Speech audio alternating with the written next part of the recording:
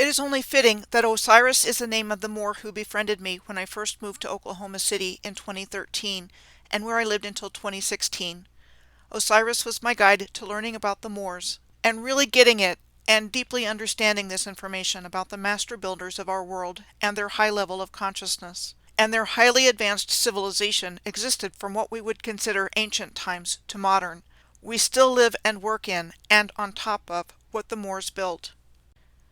My name is Michelle Gibson. The ancient Moorish Empire was a civilization where each human being knew it was sovereign, and yet an integral part of the whole collective.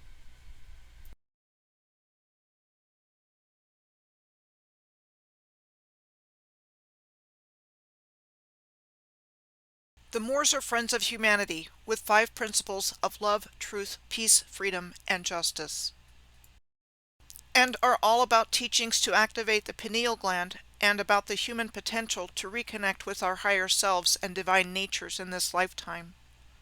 Their highly advanced civilization was all about aligning heaven and earth in the fullest expression of human potential that there has ever been here on earth, living and working together in unity consciousness.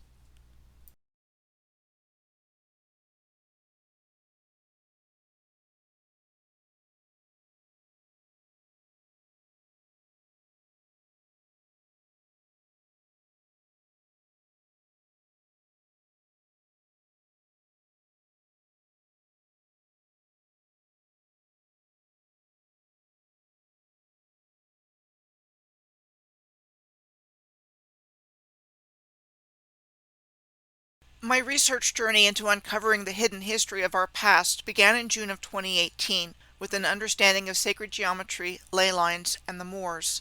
When I started my original research by tracking cities and places in alignment on ley lines, I knew what to look for. I didn't know exactly what I was going to find at each place, but I always found what I was looking for. There is no place on earth that this civilization was not. The evidence is all around us and below us and hidden in plain sight. Not knowing this information has allowed all the many crimes against humanity, the earth, and the Creator and creation to continue unabated because no one knows about it.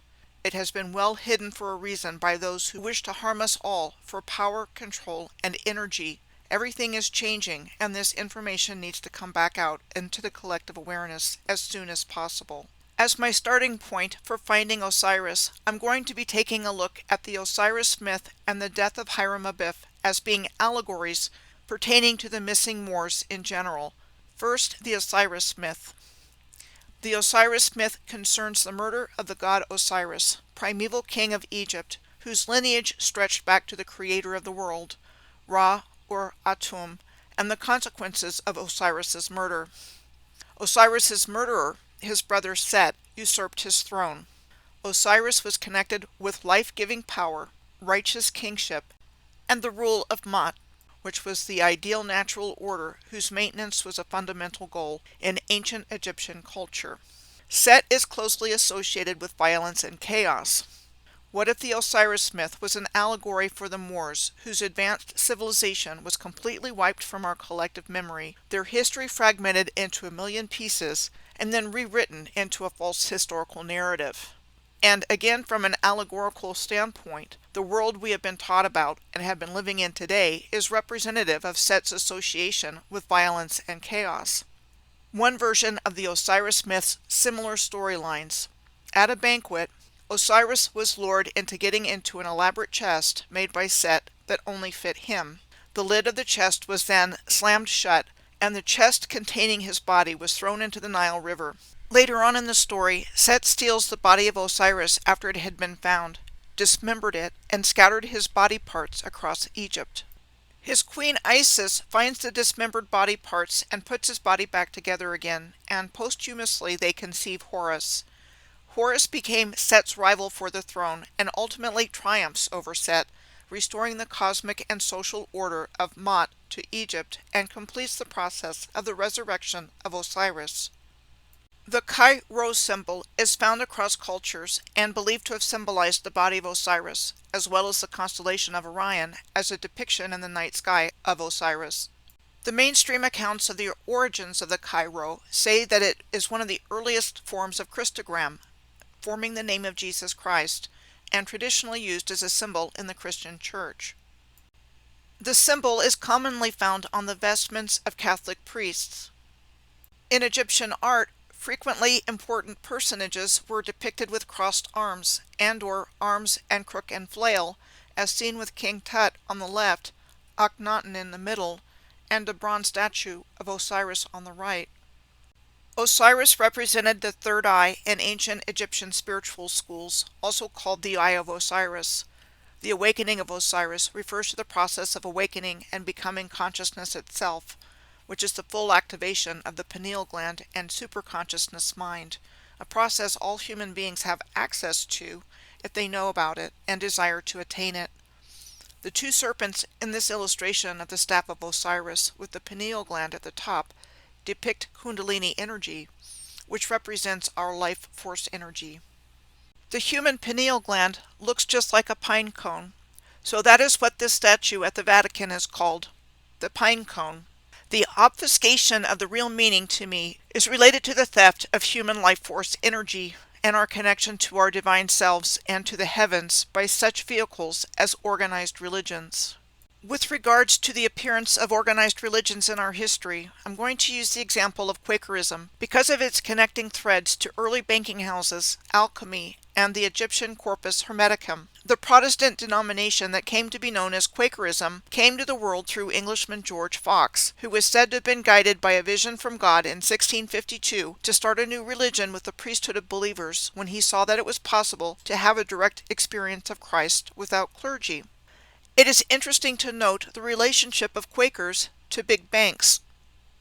The origins of Lloyds Bank, the largest retail bank in Great Britain, go back to 1765, when Quaker iron producer and dealer Samson Lloyd set up a private banking business in Birmingham with industrialist John Taylor.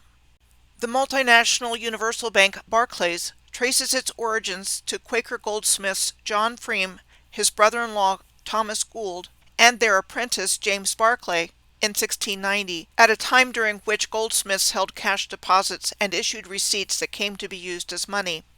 I went looking around to see if the founder of Quakerism, George Fox, had any Masonic connections or anything like that, and not that I could find on an internet search. What I did find that was interesting was a PDF chapter on the University of London School of Advanced Studies website, which archives the Journal of the Friends Historical Society. Quakers are also known as Friends.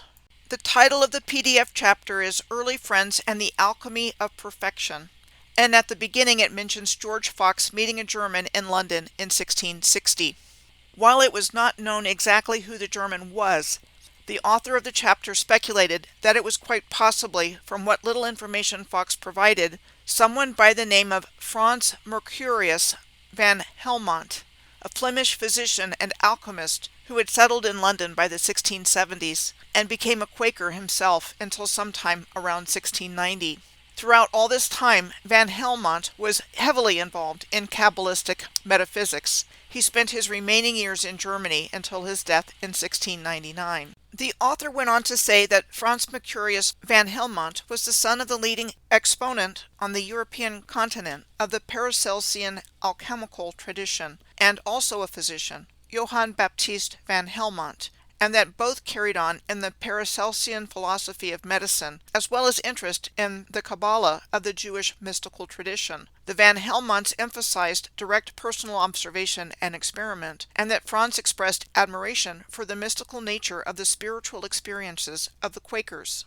The author of this PDF document went on to speculate about whether or not there was something in Quakerism that appealed to the alchemists, or something about alchemy that appealed to the Quakers. The author of the chapter touched on the subjects of Paracelsus, whom the Van Helmonts were proponents of, and Hermeticism.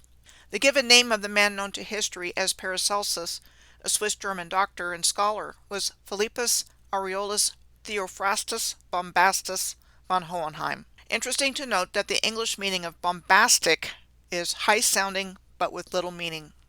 Paracelsus, a student of Hermeticism, was also an alchemist and physician, and said to have wedded alchemy and medicine. We are told the work of Paracelsus on alchemy exerted a big influence on reformers seeking to restore the true knowledge of an earlier age, and reliance on the direct and immediate experience of truth. In our historical narrative, the ancient Hermetic tradition surfaced in the West around 1460 AD, and we are told Hermeticism was a major influence on Renaissance thought. The Corpus Hermeticum was a collection of written works that offered insight into the Egyptian mysteries and religious philosophy that started circulating in the early centuries of the Common Era. It was a combination of Gnosticism, magic, and mysticism that derived its name from Hermes Trismegistus, or thrice great Hermes, an ancient Egyptian magus who was associated with the Egyptian god Thoth, and Thoth was also associated with the Greek god Hermes, who the Romans called Mercury. In Roman mythology, Mercury was not only the messenger of the gods and a guide of souls to the underworld, and the god of financial gain, commerce, and communication, he was also the god of trickery, merchants, and thieves. Of particular note here, Mercury was portrayed as carrying a caduceus with the same intertwining serpents seen earlier in the staff of Osiris that represent the activation of Kundalini energy as it rises from the base of the spine towards the pineal gland in the midline of the brain, also known as the third eye, which when activated unites the individual with consciousness itself and the superconscious mind. Hence the wings at the top of not only the caduceus held by Mercury, but also the winged helmet he wears. We are told that in later antiquity, the caduceus became the symbol for the planet Mercury, and this symbol was used in astronomy, astrology, and alchemy, and the metallic element called mercury. The symbol for Mercury also looks like the Ankh, the Egyptian symbol that represents life, both physical and eternal. Alchemy is currently defined as the medieval forerunner of chemistry, based on the supposed transformation of matter, and concerned particularly with converting base metals into gold. We have been taught Alchem was the ancient name of Egypt. I believe Alchem was actually referencing the worldwide civilization, and not just a specific location identified as Egypt on the earth in North Africa, and referred to a direct synthesis with the Creator, referenced here as alchemia, to fuse with the highest, or to fuse with God. But there is much, much more to the incredible deception that has taken place on earth, because this same worldwide civilization of Alchem was also Israel, and what is known to us as its 12 tribes.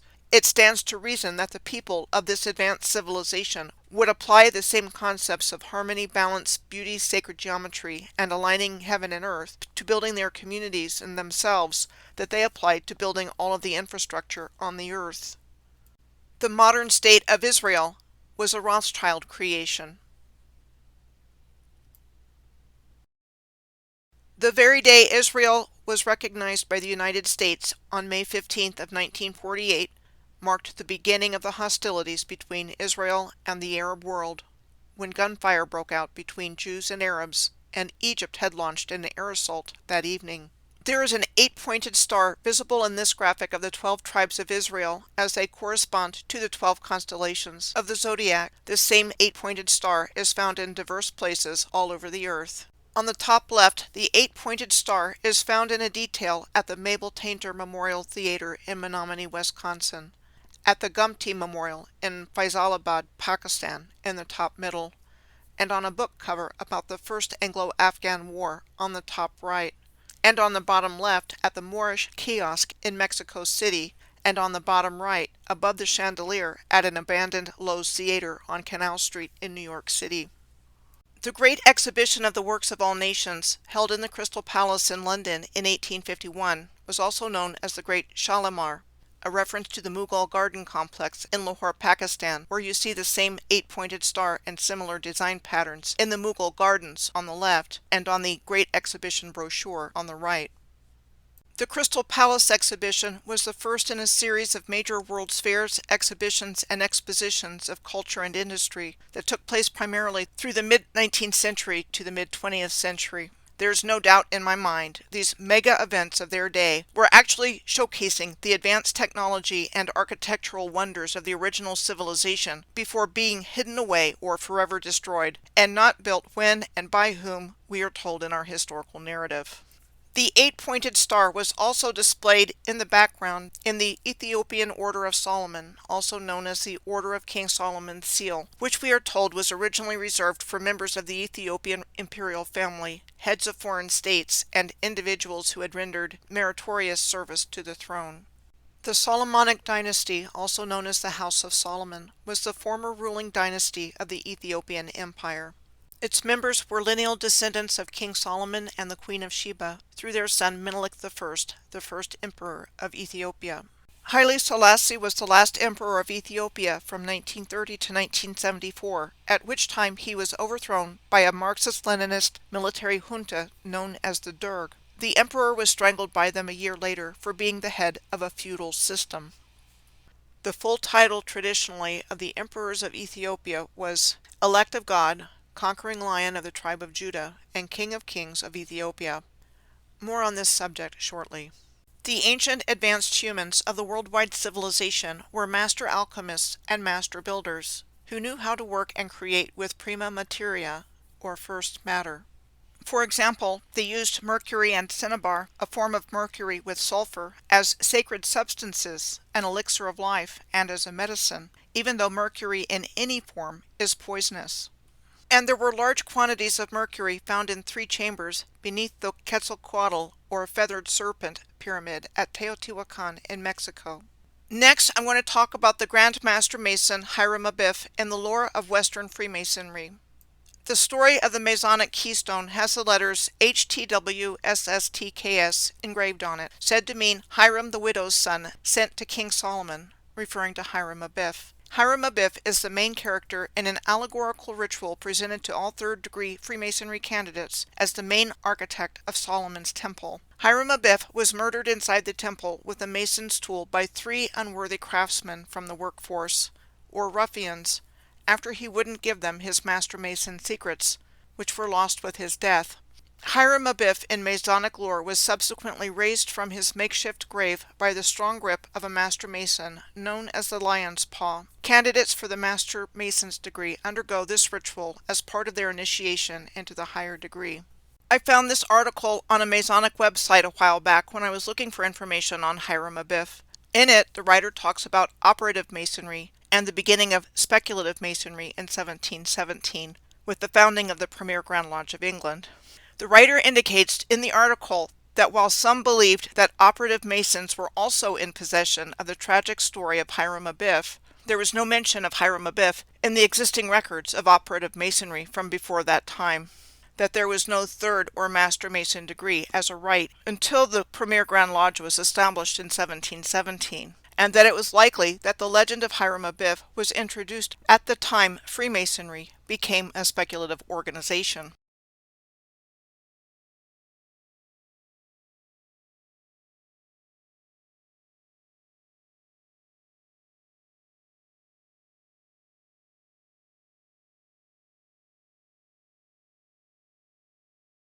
To me, this provides supporting evidence that the ritual of the recital of the death of Hiram Abiff is actually an allegory for what happened to the Moors themselves and their advanced civilization by the unworthy craftsmen that has been enshrined in their Master Mason initiation ritual. It is my understanding that only those initiated into the highest degree of Western Freemasonry know directly about the Moors. And it is no secret within modern Freemasonry that it is speculative, meaning based on conjecture rather than knowledge, as opposed to operative, meaning those who actually worked with stone. The Moors were the custodians of the ancient Egyptian mysteries, according to George G.M. James in his book Stolen Legacy. The truth about the Moors, Moorish Master Masons, Moorish science, Al-Chem, and the true children of Israel rank at the top of the list of the whopping big secrets that have been kept from humanity. And there is more to reveal about how the controllers used the Moorish legacy to further their own malevolent, destructive, and genocidal agendas for total control and domination of the earth. The year of 1717 that the Premier Grand Lodge of England was established and marked the beginning of speculative masonry as opposed to operative masonry, was the exact midpoint year of a timeline that I identified back in the spring of 2019 that involves the figure 8 on its side, which mirrors the appearance as shown here by Robert Kuhn's 1967 diagram of the two great dragon lines of energy, one being the male aspect, which is the plumed serpent, and the other being the female aspect, which is the rainbow serpent. These two dragon lines cross each other in two places, Bali in Indonesia and Lake Titicaca in South America, and form a large figure 8 of vital earth energy going through the Earth's chakra system.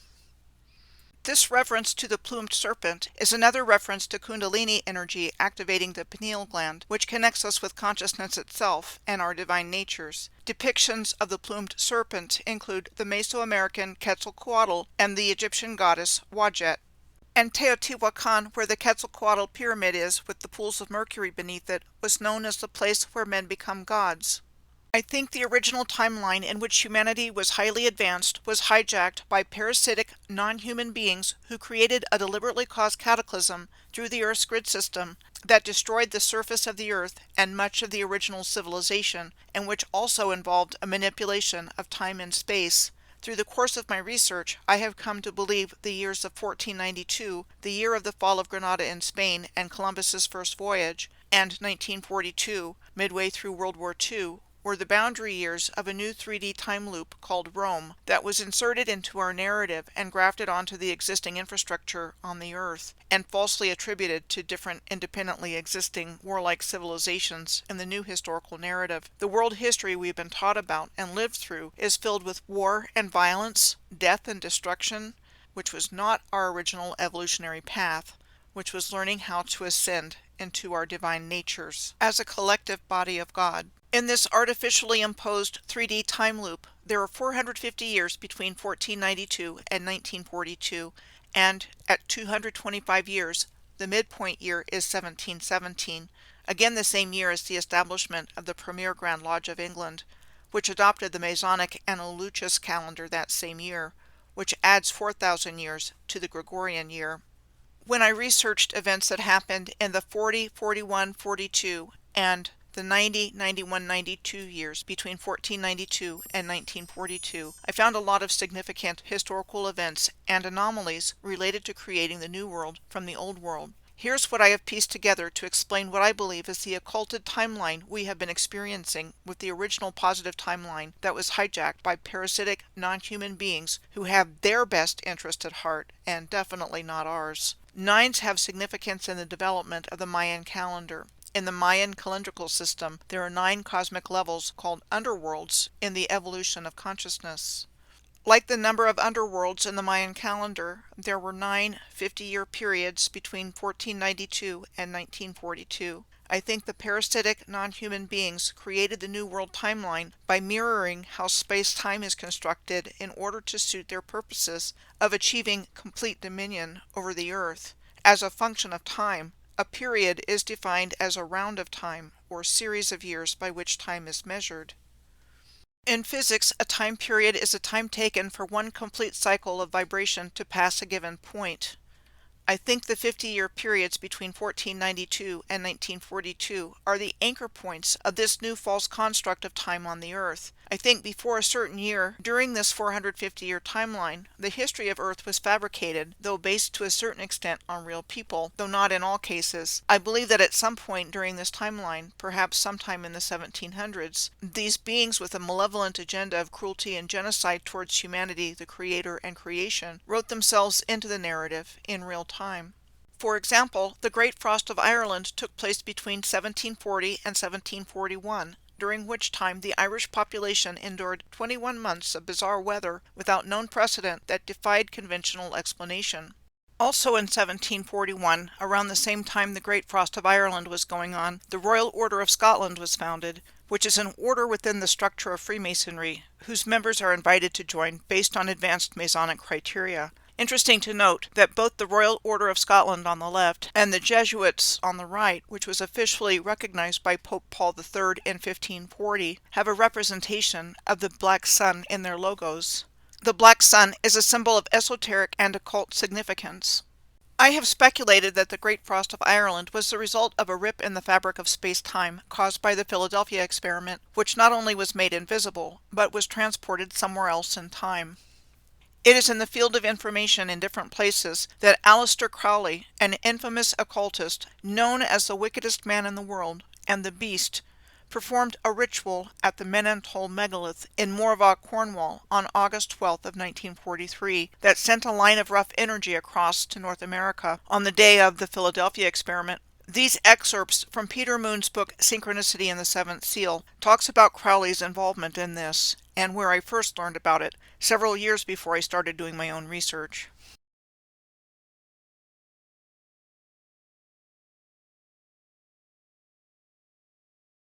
I believe this man was at the epicenter of bringing in the messy, inverted, and Orwellian world we find ourselves living in. There are many details to find online about Crowley's controversial life and times, so I will cut to the chase. He was highly involved in Freemasonry and in ceremonial magical practices, including sex magic, and he was known to have been bisexual. He also assumed the title of Baphomet within the Ordo Templi Orientis, also known as OTO, originally founded in the early 20th century by German occultists and modeled after Freemasonry. Not a surprise to find out that the first formal presence of Crowley's OTO in the United States was the Agape Lodge, which would have served Hollywood as it was established in Los Angeles in 1935, and today the Star Sapphire Lodge serves the greater Los Angeles area. Crowley described the Baphomet as a divine androgyny and the hieroglyph of divine perfection. I believe this information is quite relevant to the bizarre gender agendas we see playing out in the world today. August 12th is the last day of the Lionsgate portal that takes place every year from July 26th through August 12th, with the most powerful day being August 8th, and it is symbolized by the figure 8. I think the ritual occult event performed on August 12th of 1943 caused a rip in the fabric of space-time that allowed for these parasitic non-human beings to incarnate in human form. Just 3 years after the Great Frost of Ireland ended in 1741, Mayer Amschel Rothschild was born in Frankfurt, Germany. He established his banking business there in the 1760s. Prior to the dissolution of the Holy Roman Empire and creation of Napoleon's Confederation of the Rhine in August of 1806, the imperial throne of the Holy Roman Empire was occupied by the House of Habsburg, also known as the House of Austria, one of the most distinguished and influential royal houses of Europe. The Habsburg male line died out in 1740 with the death of Emperor Charles VI, again around the time of the Great Frost of Ireland in our historical narrative. As a result of the War of Austrian Succession that took place between 1740 and 1748, the Empress Maria Theresa had to concede Habsburg lands in Austria, Spain, and Italy to other powers as part of the terms of the 1748 Treaty of Aix-la-Chapelle, which also confirmed the right of succession of the German House of Hanover to the British throne. More on this later. The same year as the end of the War of Austrian Succession and the Treaty of Aix-la-Chapelle, on February 6 of 1748, Atum Weishaupt was born in Ingolstadt, Bavaria, Germany. He went to a Jesuit school at the age of 7 and was initiated into Freemasonry in 1777. Atum Weishaupt founded the Bavarian Order of the Illuminati in 1776. Then 2 years after Atum Weishaupt was born, Duke Francis of Saxe-Coburg-Saalfeld was born in July of 1750 and died in December of 1806, the same year Napoleon's Confederation of the Rhine was created in August. Duke Francis was the progenitor of the House of Saxe-Coburg and Gotha line, which seeded the lineage of the new royal houses, and which I will be talking about in more detail in this video. I have put together information from our historical narrative to provide supporting evidence for the insertion of a new fabricated timeline between 1492 and 1942, which replaced the original positive timeline of the high civilization of the ancient advanced humans, with one that has been occulted by parasitic non-human beings who have stolen the wealth and legacy of humanity and replaced it with marginalization and degradation. The parasitic and multidimensionally aware beings behind all of this want us to believe that suffering, sickness, misery, destruction, and death was and is our normal state of being, and not question what we have been taught about who we are. They are the only ones who benefit because they feed on humanity's negative emotional states and our source energy in general. My starting point is the historical event known as the Field of the Cloth of Gold. In our historical narrative, English King Henry VIII and French King Francis I met in 1520 in an obscure summit in the English part of northern France, said to have been held to increase the friendship bonds between the two kings. This summit was known to history as the Field of the Cloth of Gold, so named for the lavish tents and costumes at the summit made of gold and silk cloth, and a very expensive display of wealth of the two kings. It was said to be designed to improve relations between the two great rival kingdoms. Over the course of 18 days, we are told there were feasts, tournaments, religious services, and masquerades that took place in elaborate and specially built tents, banqueting houses, and portable palaces. And with the monarchs vying to outshine each other, there was so much cloth of gold that the summit was named after it. What was the Field of the Cloth of Gold really about in our narrative? And what did it really represent? I think it was the recording of an historical event that conveyed a recognition of, and goodbye to, the splendor of the original advanced civilization. And as we shall see, cloth was a silent player in the unfolding of what has taken place here. As mentioned, over the course of this lavish event celebrating the friendship bonds between the two kings, we are told that masquerades took place.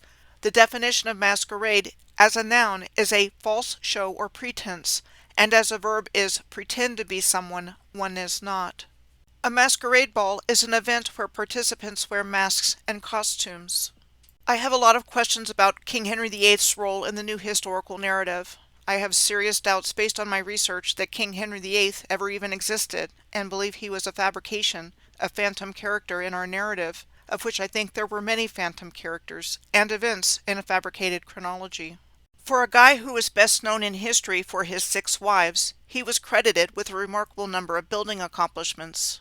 To name 2 of many examples, he was credited with the founding of Trinity College at Cambridge University in England in 1546, and the building of Hurst Castle in the Solent waterway of southern England between 1541 and 1544. There were other things going on around this same time period in the reign of King Henry VIII in our historical narrative that were quite destructive instead of constructive, like what has come down to us as the dissolution of the monasteries. We are told that in the years between 1536 and 1541, King Henry VIII disbanded the approximately 850 monasteries, convents, and friaries in England, Wales, and Ireland, leaving none. Their income was taken and assets disposed of, and in many cases, like that of Glastonbury Abbey, the buildings on the property were left in ruins. During King Henry VIII's reign, it was said that the College of Arms, at no time since its establishment, was the college in higher estimation, nor in fuller employment, than in this reign. The College of Arms was said to have been first incorporated as a royal corporation in March of 1484 under King Richard III. In 1530, King Henry VIII conferred the duty of heraldic visitation on the college, that of tours of inspection between 1530 and 1688 around England, Wales, and Ireland, to register and regulate the coats of arms of nobility, gentry, and boroughs, and to record pedigrees. Heralds are appointed by the British monarch and delegated to act on behalf of the crown on all matters of heraldry, besides the granting of new coats of arms, including genealogical research and the granting of pedigrees. During the time of the dissolution of the monasteries between 1536 and 1541, this duty gained even more importance as the monasteries were formerly the repositories of local genealogical records, and from then on, the college was responsible for the recording and maintenance of genealogical records. The motto of the College of Arms is diligent and secret. The origin of the word college comes from the Latin verb legere, meaning to collect, gather together, and or pick. Why does a closed armored helmet typically appear at the top of modern coats of arms? Was something being hidden by the diligent and secret College of Arms? After the monasteries were destroyed, their holdings and titles were transferred to new families.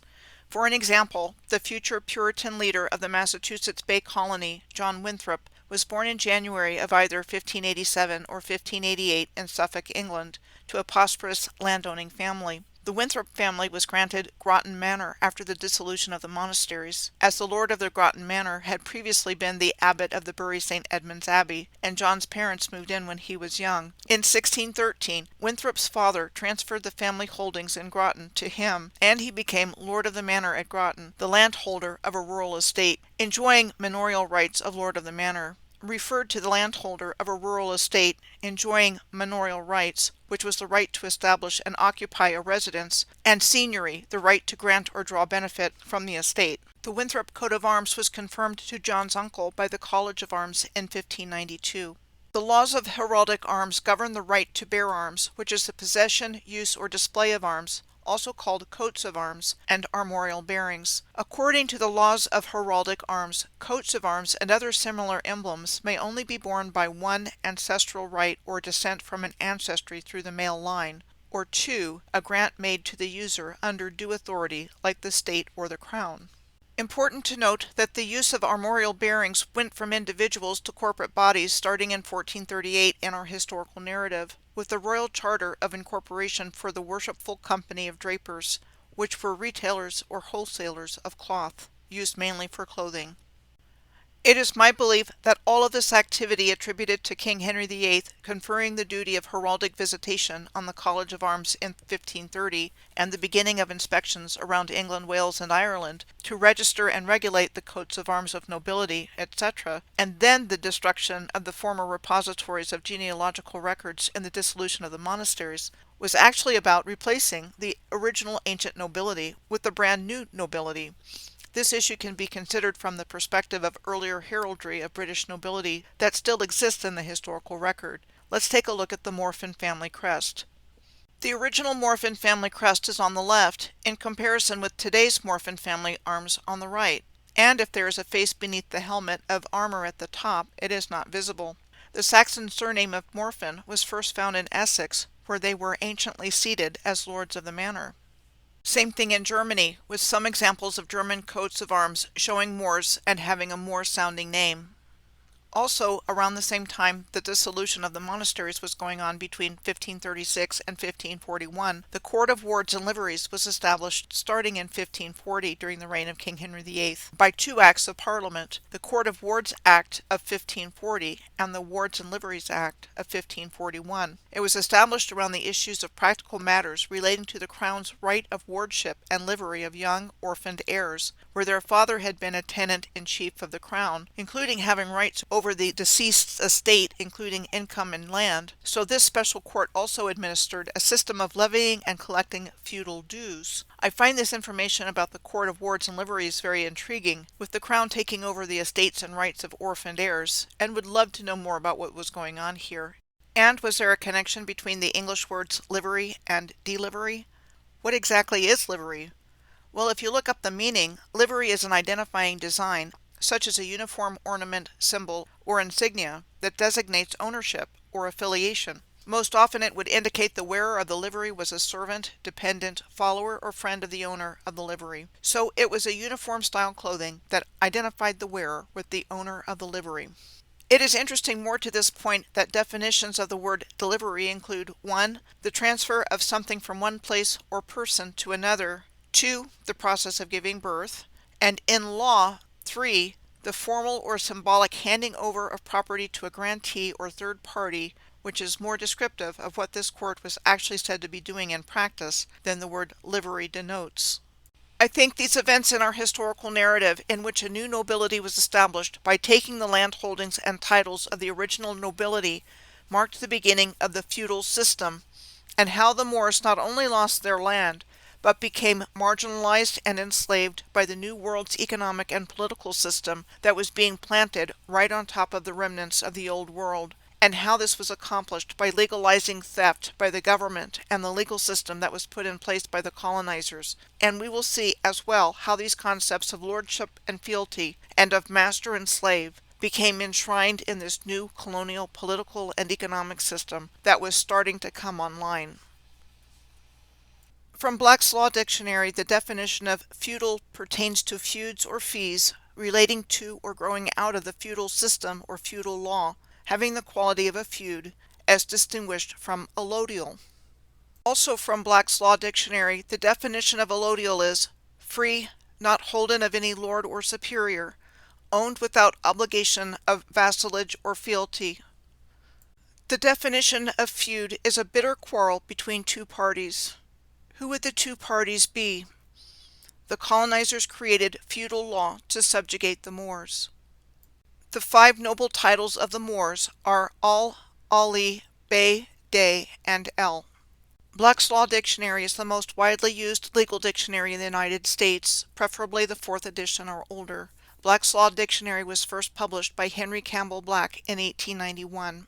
Interesting to note that the only thing I could find out biographically about Henry Campbell Black was that while Black was educated as a lawyer and admitted to practice law in Pennsylvania in 1883, he only practiced for a short period of time. After he left his law practice, Black moved with his parents to Washington, D.C., and subsequently produced his famous law dictionary and the Handbook of American Constitutional Law. One of the ways the colonizers took the land of the Moors was by applying the legal doctrines of escheat and hypothecation, which were very much like what we were told was going on with the courts of wards and liveries established by Acts of Parliament in 1540 and 1541. The legal doctrine of escheat refers to the transfer of the real property of a person who has died without heirs to the crown or estate, ensuring that the property has recognized ownership and not left in limbo. The legal doctrine of hypothecation is defined to be a right which a creditor has over a thing belonging to another person, and consists in the power to cause it to be sold in order to be paid his claim out of the proceeds. This is a good lead-in to the historical figure of King James VI of Scotland and First of England, because this is the time in our historical narrative when English plantation and colonization kicked off, and demonstrates other ways the Moorish lands were taken. It is my belief, after extensive research, that the historical personage we know as King James of Scotland and England was a fictional character under whose name the New World Order agenda of plantation and colonization was rolled out, but I believe that the fictional King James was in fact based on a real person, of an ancient royal Scottish lineage of kings tracing back to King Solomon. There is interesting circumstantial evidence to be found to support this belief that I will relate here, before I go into what the narrative tells us about King James VI of Scotland and First of England. These portraits of King James are both in existence. The portrait of King James on the left contains in it the inscription Jacobus. The portrait on the right is the far more common portrayal of him. Jacob was the son of Isaac and grandson of Abraham, and later received the name Israel. The tribes of Israel came into existence through his sons, and King Solomon was descended through the lineage of Jacob's 4th son, Judah.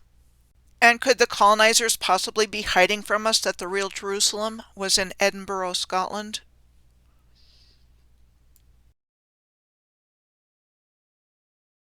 The Stone of Scone, also known as the Stone of Destiny and Jacob's Pillow Stone, was an ancient symbol of Scottish sovereignty, used for centuries in the coronation of Scottish monarchs and since 1707 in the coronation of British monarchs.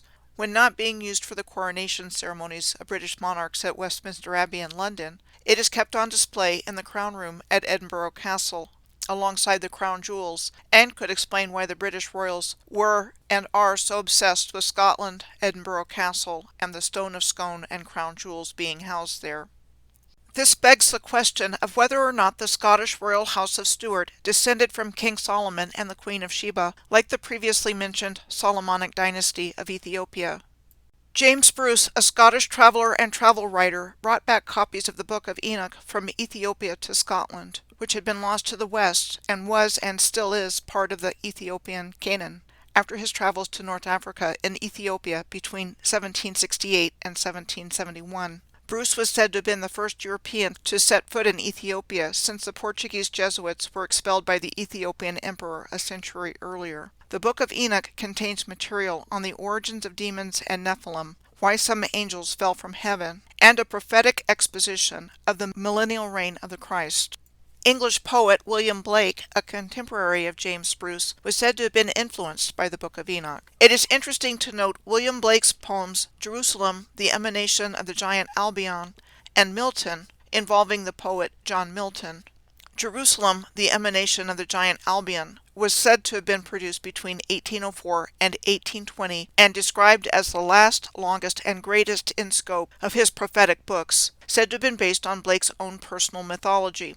Jerusalem tells the story of the fall of Albion, Blake's embodiment of man, Britain, or the Western world as a whole, and Albion's fall into selfhood. His poem includes 12 sons who exist together with the tribes of Israel. In Blake's writings, the character Los is the fallen form of Urthona, one of the four Zoas that resulted from the fall of Albion. Los and his feminine emanation, Enitharmon, produced Orc, the embodiment of rebellion. Blake's poem Milton was illustrated between 1804 and 1810, and was about a strange connection that existed between Blake and Milton, in which they undergo a spiritual journey. Among other things, the first part of the poem describes the activities of Los, who creates a complex universe within which other characters debate the actions of Satan, and the fall is pictured as each of the five senses plummeting into an abyss, where each broods in fear and desperation. In the preface of Blake's poem Milton were the words to what became best known as Jerusalem, a hymn with music written by Sir Hubert Parry in 1916.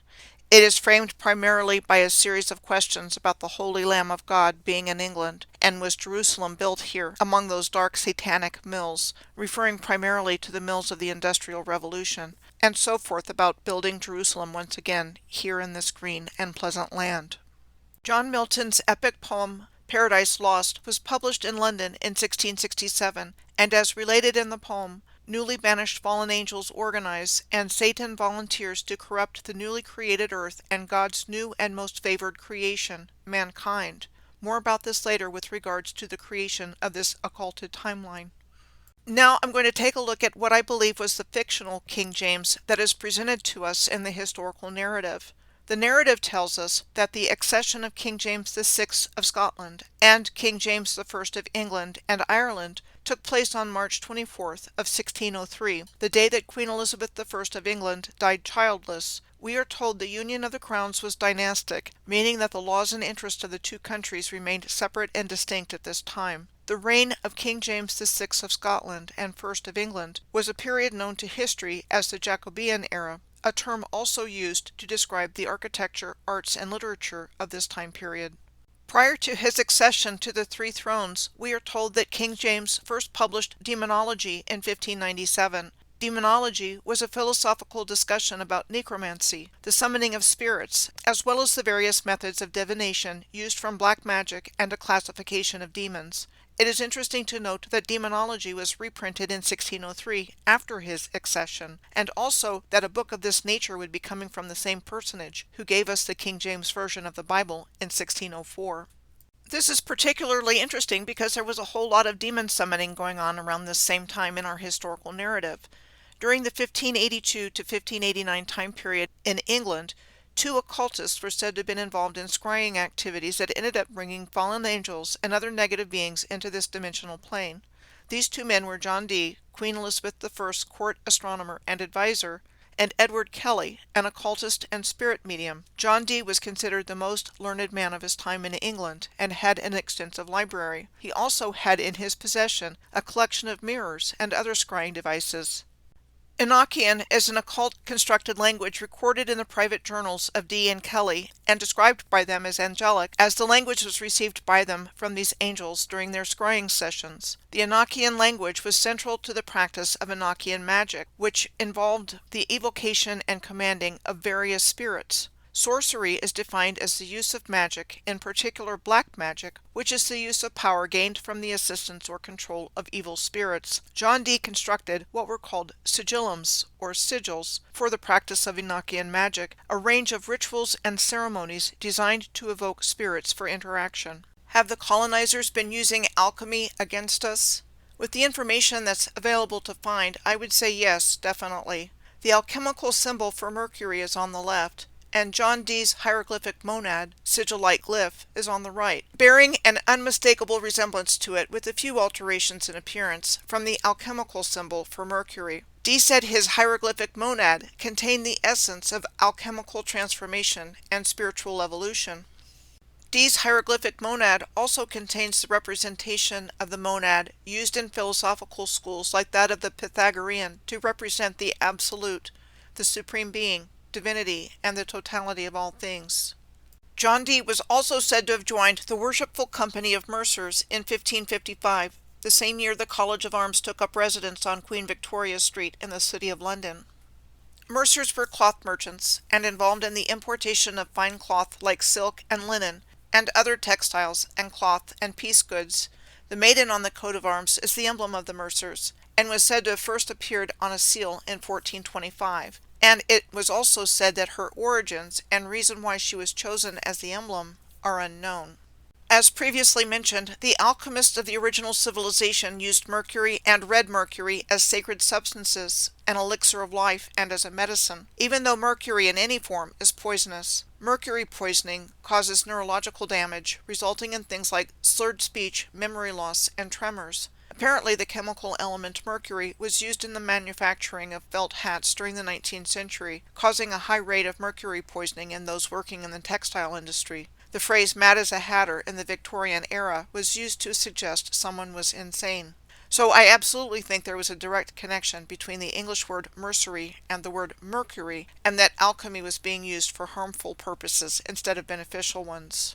The next subject I would like to bring up is that around the same time that King James was said to have first published Demonology in 1597, he was also said to have published True Law of Free Monarchies around 1597 and 1598, in which he asserted there was a theological basis for monarchy, and in which he sets out the divine right of kings as a political and religious doctrine of the legitimacy of a monarchy.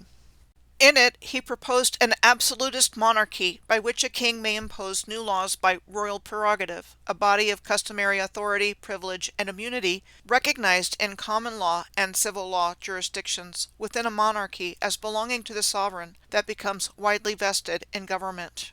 Next, the plantation of Ulster began privately in 1606, shortly after the union of the crowns under King James in 1603, and began officially in 1609 by the Scottish Parliament. The plantation of Ulster was the organized colonization of a province of Ireland by people from Scotland and England who had a different culture, and most of the colonized land had been taken from the original Irish chiefs. We are told the word plantation first started appearing in our narrative in the late 1500s to describe the process of colonization.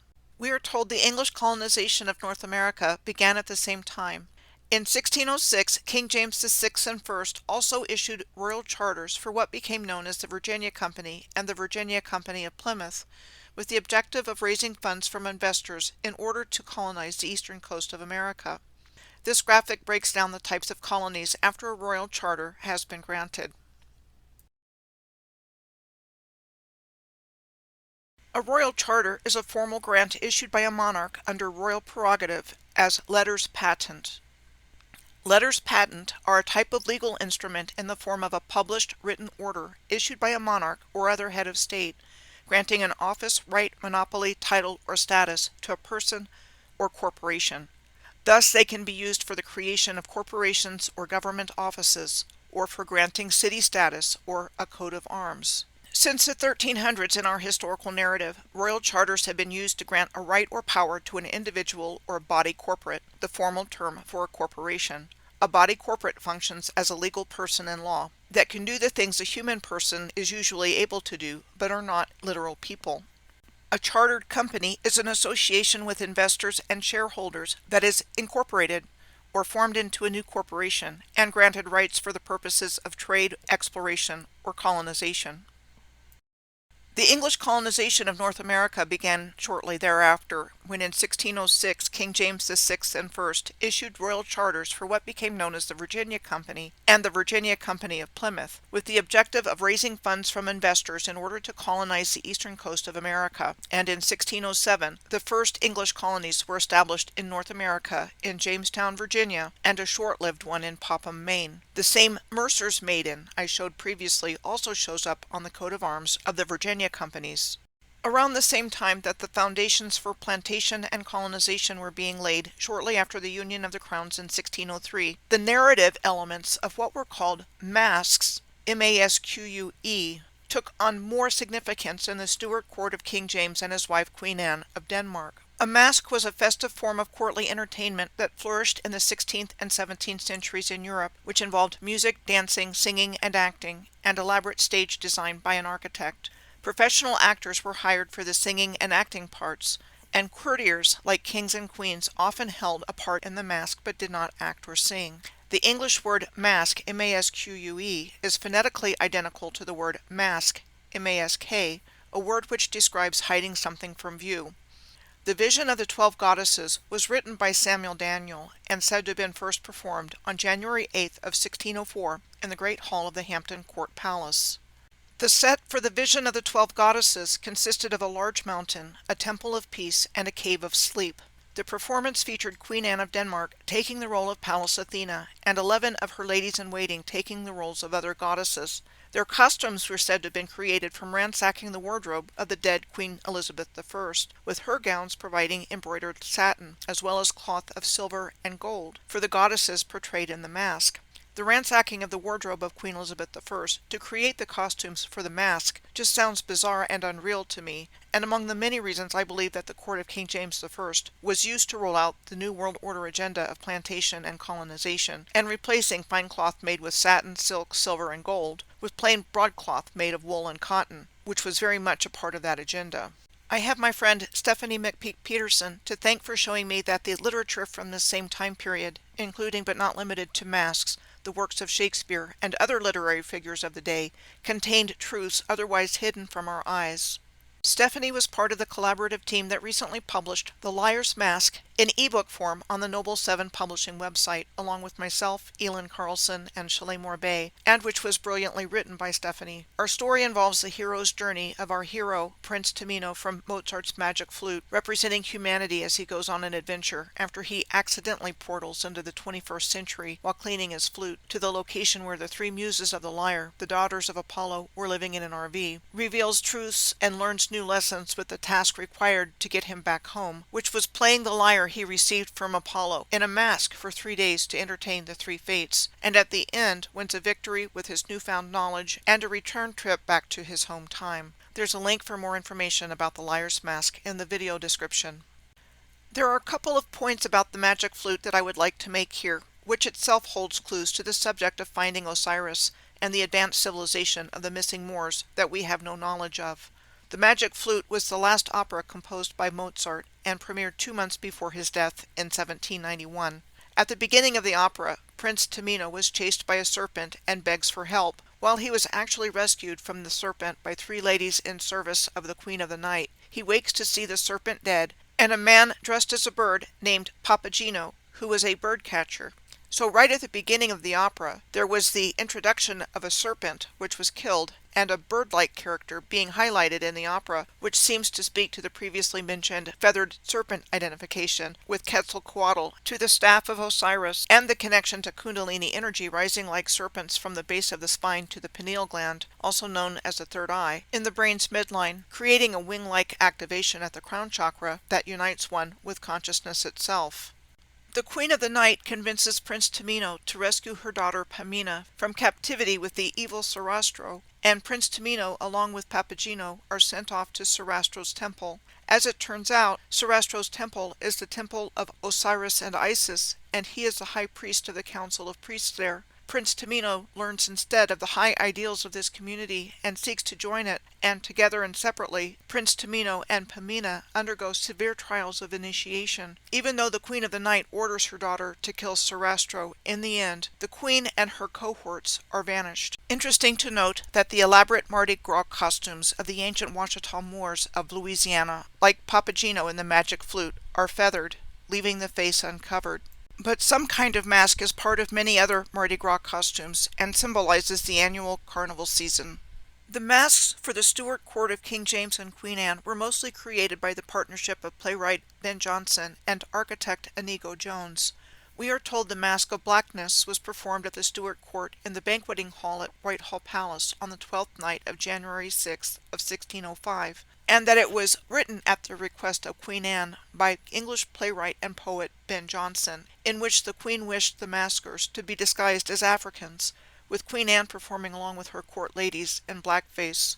Inigo Jones' work with Ben Jonson was said to be the first where scenery was introduced in theater, and he introduced moving scenery called machina versatalis, which created the effect of motion in a stable scene. The plot of the mask has the 12 daughters of Niger arriving at the Stuart court to have King James cleanse them of their blackness, having been instructed by a riddle to seek the land ending in Tania. The daughters of Niger were upset because they thought they were the most beautiful goddesses in the world, and in discovering that paleness was considered more attractive, they no longer felt beautiful. Ethiopia, the moon goddess, tells them that if they can find a country ending in Tania, they will be beautiful once more. After traveling to Mauritania, Lusitania, and Aquitania, they find out the right country is Britannia, and its sun-like king had the power to bleach their black skin white. In 1608, Ben Jonson's The Mask of Beauty was performed at the Whitehall Palace's banqueting hall, and was the sequel to The Mask of Blackness. In the second play about beauty, there were 4 more women added to the original 12. In The Mask of Beauty, the formerly black daughters of Niger were now white, cleansed of their black pigment. We are told that in 1606 there was a written account by Sir John Harrington of a masque about King Solomon and the Queen of Sheba, said to have been performed for King James and his brother-in-law, King Christian IV of Denmark, at Theobald's Palace, a residence north of London, at the time owned by Robert Cecil, 1st Earl of Salisbury, and acquired by King James I of England in 1607, who in turn gifted it to Queen Anne. It is interesting to note the masque about Solomon and the Queen of Sheba was said to have been performed in an orgy of drunkenness on the part of the performers and the visiting monarchs, and that the actress playing Sheba tripped over the steps to Solomon's throne when she was bringing him gifts. The actresses portraying the spirits of hope and faith were too drunk to speak, and the spirit of peace was so annoyed at having her way to the throne blocked that she used her olive branches to slap anyone who was in the way. This sounds very much like they were making a mockery of King Solomon and the Queen of Sheba. I found out about Momus and the Knights of Momus when I was researching Edward Douglas White, a politician and jurist who was a Supreme Court Justice for 27 years and became the 9th Chief Justice of the United States Supreme Court in 1910. White is one of the 2 historical figures representing the state of Louisiana in the National Statuary Hall, the other historical figure being Huey P. Long, the highly controversial socialist governor of Louisiana, who was assassinated in 1935. Edward Douglas White was reported as having served on the reception committee in 1877 of the Knights of Momus in New Orleans, the second oldest crew of the Mardi Gras parade. Named for Momus, the personification of mockery, satire, and ridicule in Greek mythology, the Knights of Momus has operated continuously as a secret society in New Orleans since its founding there in 1872, the same year the New Orleans Mardi Gras parade was founded. Operating continuously since its founding, the Knights of Momus still hold an annual ball masque at the Orpheum Theater on the Thursday before Mardi Gras. Baal, spelled B-A-A-L, is at the top of the list of the main demons in the Ars Goetia, which is considered the Grand Grimoire. Goetia is defined as a type of European sorcery or witchcraft transmitted through grimoires or instruction manuals for magical practices, which include spellcasting and summoning supernatural entities of different kinds, including demons.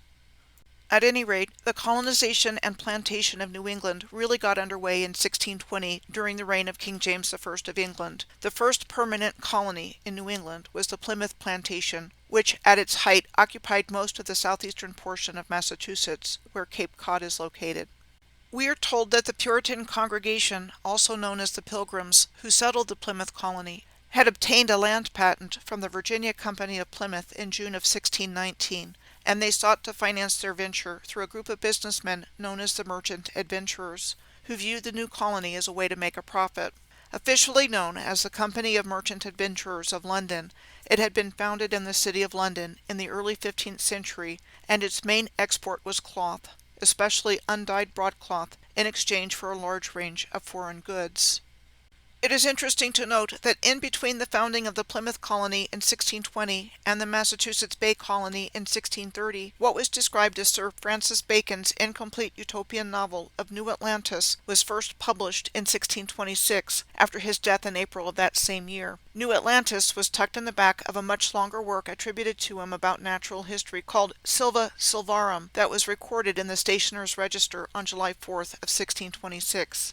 We are told the Stationer's Register was established by a royal charter in 1557 as a record book to regulate the professions of the publishing industry and an early form of copyright law. The company's charter gave it the right to seize illicit editions and bar the publication of unlicensed books. It is considered a crucial resource for English literature of the 16th and 17th centuries, containing factual data and hard data that is found nowhere else. At any rate, New Atlantis was said to portray a future vision of human discovery and knowledge, and the novel depicts an enlightened utopian land where qualities like generosity, high moral character, and honesty were commonly held by the inhabitants of a mythical island he called Bensalem. There was a state-sponsored scientific institution on Bensalem called Solomon's House, said to envision in the book the modern research university in applied and pure sciences. I really believe that New Atlantis was actually describing to us the enlightened, advanced Moorish Empire that existed in our relatively recent past. With regards to the founding of the Massachusetts Bay Colony, our historical narrative tells us the religious atmosphere for Puritans started to change in England in the mid to late 1620s, after the son of King James, King Charles I, ascended to the throne in 1625 and married a Roman Catholic. We are told that the atmosphere of intolerance towards Puritans and this state of affairs led more Puritan leaders to consider emigration to the New World as means to escape persecution. In 1629, a royal charter, which included the authority to make and use a seal, from King Charles I, was received by Puritan investors, known as the Massachusetts Bay Company. It is interesting to note that this seal for the Massachusetts Bay Company contains the word sigillum, as well as a giant-sized man, proportionally to the two trees on either side of him, clothed only by some kind of leafy loincloth, speaking the words, "Come over and help us," which are coming out of his mouth backwards. The Royal Charter established the legal basis for the new Massachusetts Bay Colony for the governance of a land grant of territory between what became known as the Charles River in eastern Massachusetts and the Merrimack River, which starts in New Hampshire and flows southward into Massachusetts. The governor of the Massachusetts Bay Company proposed the company reorganize and transport its charter and governance to the colony, and as the months went on, John Winthrop became more involved with the company and a major supporter of immigration there. John Winthrop was a signatory on the Cambridge Agreement, which was signed on August 29th of 1629 by company shareholders. Under its terms, those who wanted to immigrate to the New World could purchase shares from those shareholders who didn't want to leave home. The Cambridge Agreement also set forth that the Massachusetts Bay Colony would be under local control and not governed by a London-based corporate board. The company shareholders met in August of 1629 to enact the agreement. At this time, John Winthrop was chosen as the new governor of the Massachusetts Bay Company, and along with the other company officials, set about making all the necessary arrangements for the venture of settling in the New World. John Winthrop was on one of 4 ships of the transport fleet that left the Isle of Wight on April 8th of 1630. Altogether, there were 11 ships that carried roughly 700 emigrants to the new colony. John Winthrop, with the charter for the Massachusetts Bay Colony in hand, and the new colonists arrived in Salem, Massachusetts, in June of 1630 and were welcomed by John Endicott, the first governor of the Massachusetts Bay Colony. We are told that in its early months, the new colony struggled, losing around 200 people to various diseases. Winthrop worked alongside the laborers and servants in the work of the colony, setting an example for the other colonists to do all the work that was needed to be done on the plantation. Interesting to see the word plantation used so much even from the very beginnings of the New World. In the history of colonialism, plantation was a form of colonization where settlers would establish a permanent or semi-permanent settlement in a new region. Looks like the colonizers were literally planting themselves in a new place. Not only were settlements and settlers being planted in a new region from somewhere else, this plantation system of the colonizers quickly laid the foundation for slavery on large farms owned by planters, where cash crop goods were produced. With regards to the subject of the previously mentioned feudal system, I'd like to mention Gardiner's Island. Gardiner's Island is a small island located in Gardiner's Bay between the North and South Forks of Long Island. The island has been owned by the Gardiner family since 1659, when Lyon Gardiner, an English engineer and colonist who founded the first English settlement in New York here, and said to have purchased it from Montauk Grand Sachem, Wyandanch, for a large black dog, some powder and shot, and a few Dutch blankets. We are told that Wyandanch died that same year, and after his death, the title of Grand Sachem went into decline and was eliminated by the colonists after they conquered the region of what was known as New Netherlands at the time. What I'm able to find in a search is that the title Sachem was a title given to a Native American chief, in particular the chief of a confederation of Algonquin tribes. Sagamore was the title given to a chief or leader of the Algonquins. This map from William Wood's 1639 book entitled New England's Prospect was of a map showing the plantations along Massachusetts Bay, and the word or name Sagamore is showing in several places. While not under the jurisdiction of the colonies of Connecticut or Rhode Island, Gardiner's Island did fall under the jurisdiction of William Alexander, the first Earl of Stirling, who had been given Long Island by King Charles I of England in 1636, and who required that Gardiner gain approval of his land grant, which he did in 1639 with a royal patent giving him the right to possess the land forever, and given the title of Lord of the Manor. Gardiner's Island is a little over 5 square miles, or 13.4 kilometers squared, and has more than 1,000 acres of old-growth forest, considered by some to be the largest old-growth forest on the northeast coast of the United States. Passed down through the Gardiner family for over 380 years, the Gardiner Mansion on the island is considered to be the oldest family estate in America. The hamlet of Montauk is on the eastern end of Long Island's South Fork, right next to the location of Gardiner's Island. The Montauk Point Lighthouse is on Turtle Hill at the easternmost tip of Long Island, and was said to be the first built within the state of New York between 1792 and 1796, and the fourth oldest active lighthouse in the United States. Today it is a privately run museum. The U.S. Army took over the lighthouse during World War II and opened Camp Hero, or Montauk Air Force Station, in 1942, adjacent to the lighthouse. Camp Hero on Montauk Point is alleged to be the location of the Montauk Project, a series of U.S. government projects with the purpose of developing things like psychological warfare techniques, like MKUltra, and time travel research, among others. We are in a place on Earth where so-called conspiracy theories abound. The Conspiracy Theory Montauk Project was the inspiration for the Netflix show Stranger Things, which was originally billed as Montauk. The Montauks, also known as Montaukets, once resided in large numbers on the eastern end of Long Island. Interesting to note, there is a Pharaoh surname amongst the Montauks. This is a painting of David Pharaoh, of the royal family of the Montauk tribe. I find the sand dunes in the painting to be noteworthy because I believe they were created as the result of a deliberately caused cataclysmic event that destroyed the Earth's energy grid and have not always been there. In today's world, the West Hampton Dunes on eastern Long Island is considered prime land and luxury real estate for those that can afford it. The king of the Montauks, David Pharaoh, lived between 1835 and died on July 18th of 1878 and buried in the Indian Field Cemetery on the old reservation lands on East Lake Drive in Montauk. The Indian Field Cemetery in Indian Field, which was the Montauk Reservation on Montauk Point, was located in the vicinity of Camp Hero State Park and the lighthouse, and not far from Gardiner's Island, in between the North Fork and South Fork of Long Island.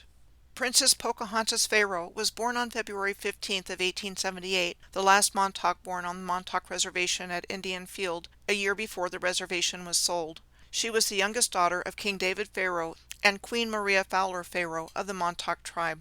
The king of the tribe always came from the Pharaoh family. Pocahontas Pharaoh was born in the middle of efforts by Arthur Benson and the Long Island Railroad to force the Montauks off their land. Benson purchased Montauk in October of 1879 for $151,000 and allowed the railroad to expand its rail service through it. In 1897, King Wyandanch Pharaoh, Pocahontas' brother, went to court to try to get the Montauk land back and fought until 1910, at which time a New York court held that the Montauk tribe was extinct and stripped the nation of its tribal lands.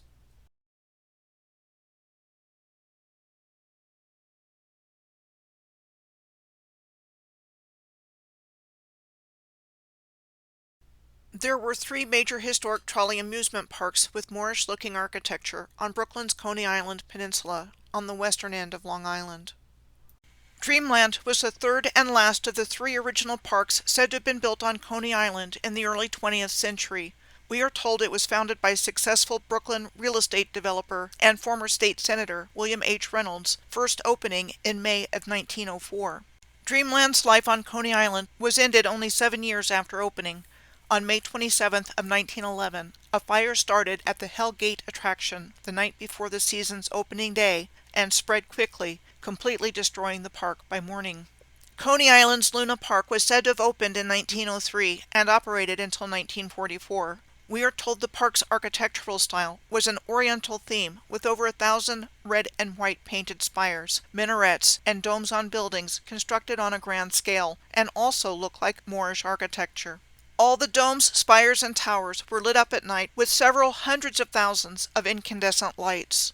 In the middle of the lake at the center of the park was a 200-foot or 61-meter tall electric tower that was decorated with 20,000 incandescent lamps. The end of the original Luna Park came with two fires in 1944, one in August and one in October, which destroyed the park, and in 1946 the whole park was demolished. Steeplechase Park on Coney Island was said to have been created by entrepreneur George Tillieu in 1897. The entrance to Steeplechase Park had a grand archway, the top of which was decorated with 4 horses. Steeplechase Park included over 50 attractions on its midway alone. In Steeplechase Park's history between its opening in 1897 and closing in 1964, there were things like fires, rebuilding, rides added, and so on. The only remaining structure from Steeplechase Park is the defunct parachute jump next to Maimonides Park, the location of a minor league baseball stadium today. The defunct parachute jump is visible from Long Island's Brighton Beach, where we find megalithic rocks strewn about on the beach. And the explanation we were given for faces amongst the rocks was that there was a mystery artist in the 1970s who carved them.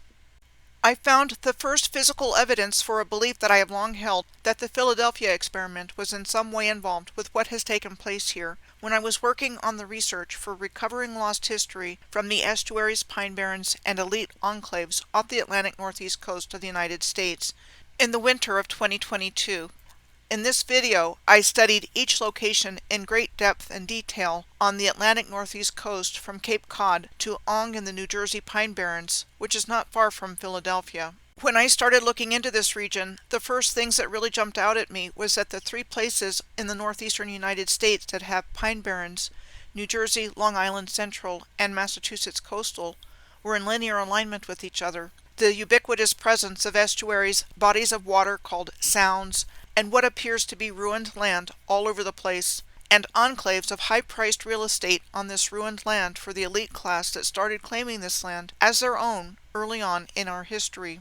As an example, today there are abandoned trains and railroad lines found throughout the New Jersey Pine Barrens. Later on in my research, I found out that by extending this Pine Barrens alignment to the northeast and southwest, that it connects to Morvah in Cornwall on one end of it, the location of the circular megalith Minantol, where Aleister Crowley performed his ceremony on August 12th of 1943, and to the southeast, to Assumption Parish in Louisiana, where I had become aware of an abandoned train in the middle of one of the bayous there. I also found Brookhaven National Laboratory on the eastern end of Long Island, in close proximity to Montauk Point, and also Plum Island, the location of a biological laboratory circa 1954. The Department of Energy National Laboratory was established in 1947 with a stated desire to explore peaceful applications for atomic energy after World War II. The research facilities of Brookhaven National Laboratory include the Relativistic Heavy Ion Collider, or RHIC, the first and one of 2 operating heavy ion colliders, and only spin-polarized proton collider ever built. It is also said to be the only operating particle collider in the United States, as physicists study the primordial form of matter that existed in the universe after what we are told was the Big Bang, a physical theory about an event that describes how the universe expanded from an initial state of high density and temperature. The world's other operating heavy ion collider is the Large Hadron Collider, also known as CERN, near Geneva, Switzerland. In addition to the RHIC, the Brookhaven National Laboratory hosts the National Synchrotron Light Source 2, designed to produce X-rays 10,000 times brighter than the original National Synchrotron Light Source at Brookhaven. We are told it supports basic and advanced energy technologies in a wide variety of applications, from nano-catalyst-based fuel cells to economical use of solar energy in high-temperature superconductors in a high-capacity and high-reliability electric grid. Ong, or Ong's Hat, is a ghost town in the Brandon T. Byrne State Forest and the northern terminus of the Batona Trail, a 53.5-mile or 86.1-kilometer hiking trail through the New Jersey Pine Barrens. Ong's Hat was also considered one of the earliest internet-based conspiracy theories. Ong's Hat is also listed as the first alternative reality game, or ARG, on many lists of ARGs. We are told that Ong's Hat was a work of alternative reality collaborative fiction beginning back in the 1980s and embedded in various media to establish a backstory. like bulletin boards, Xerox mail, art networks, and zines, and that author Joseph Matheny concluded the project. Interesting to note the presence of two Moors on the cover of Ong's Hat, the beginning. The Ong's Hat tale is told about a group of physics and science professors from Princeton who ran chaos theory and quantum physics experiments from an ashram there to travel interdimensionally through a device called the egg, and they were camped out in another world. The egg was said to have been developed by these physicists and scientists as a sensory deprivation chamber and used by them to determine when a wave becomes a particle. One day, the egg disappeared, and the young man within explained that in the 7 minutes he was gone, he had traveled to an alternate dimension of the Earth. According to the story about Ong's Hat, these experiments continued over the years until the military threatened their research, at which time they moved entirely into the alternate dimension, only coming back for supplies. Since I uploaded Recovering Lost History from the Estuaries, Pine Barrens, and Elite Enclaves off the Atlantic Northeast coast of the United States in January of 2023, I uploaded On the Trail of Giants in Appalachia and Beyond, Theme 4, The Cataclysm, in April of 2024, which provides further research into and physical evidence for connections between Aleister Crowley, the Philadelphia experiment, and a deliberately caused cataclysmic event which destroyed the original advanced civilization and the surface of the Earth through the destruction of the Earth's energy grid, which was a perfectly tuned scientific and musical instrument. While I am open to there having been more than one directed energy attack on the Earth's grid system to bring about its complete destruction, I do think this location, along the Atlantic Northeast coast of the United States, presents unique attributes for the creation of a distortion in time and space and the hijacking of the original positive timeline of humanity and the Earth. For some reason, the conspiracy theories I have made mention of have come back into form to be consumed by the public as shows like the previously mentioned Stranger Things, based on the Montauk Project, or movies like The Final Countdown, a 1980 movie where a time-traveling naval vessel in the form of the USS Nimitz goes back in time to the day before the attack on Pearl Harbor on December 7th of 1941. I think this is because the colonizing parasites have to tell us what they are doing to gain our consent for their actions, but they don't tell us they are telling us, and instead rely on such methods as predictive programming and disclosure in movie plots, and other forms of programming that we don't realize are programming us, in order to gain our tacit consent, since we don't know they are telling us something, rather than informed consent. Predictive programming is defined as storylines or even subtle images that in retrospect seem to hint at events that actually end up happening in the real world. And I'm quite sure the reason that the movie industry and Hollywood came into existence in the first place. If all this sounds crazy, remember the old saying, truth is stranger than fiction. The truth is out there to find if one releases the old paradigm completely and looks at the evidence that is available to find with new eyes. And ask yourself, how in the hell did we get to this inverted, upside-down, Orwellian worldwide culture where wrong is right, good is bad, and lies are truth, and we have been conditioned to accept and tolerate the routine committal of evil acts? I don't believe we got here on our own, but that we've been, among many other things, manipulated, psychologically abused, traumatized, brutalized, and genocided by the colonizing, bloodthirsty parasites for their benefit. We have been taught and told egregious lies from cradle to grave to get us to the world we live in today, and to get our consent for what they have done because they have to have our consent. In the course of doing my research, I stumbled across the term invisible college. Generally speaking, this is a term used to describe a non-public network of researchers operating in an informal way. There are two applications of the term invisible college that I would like to address here.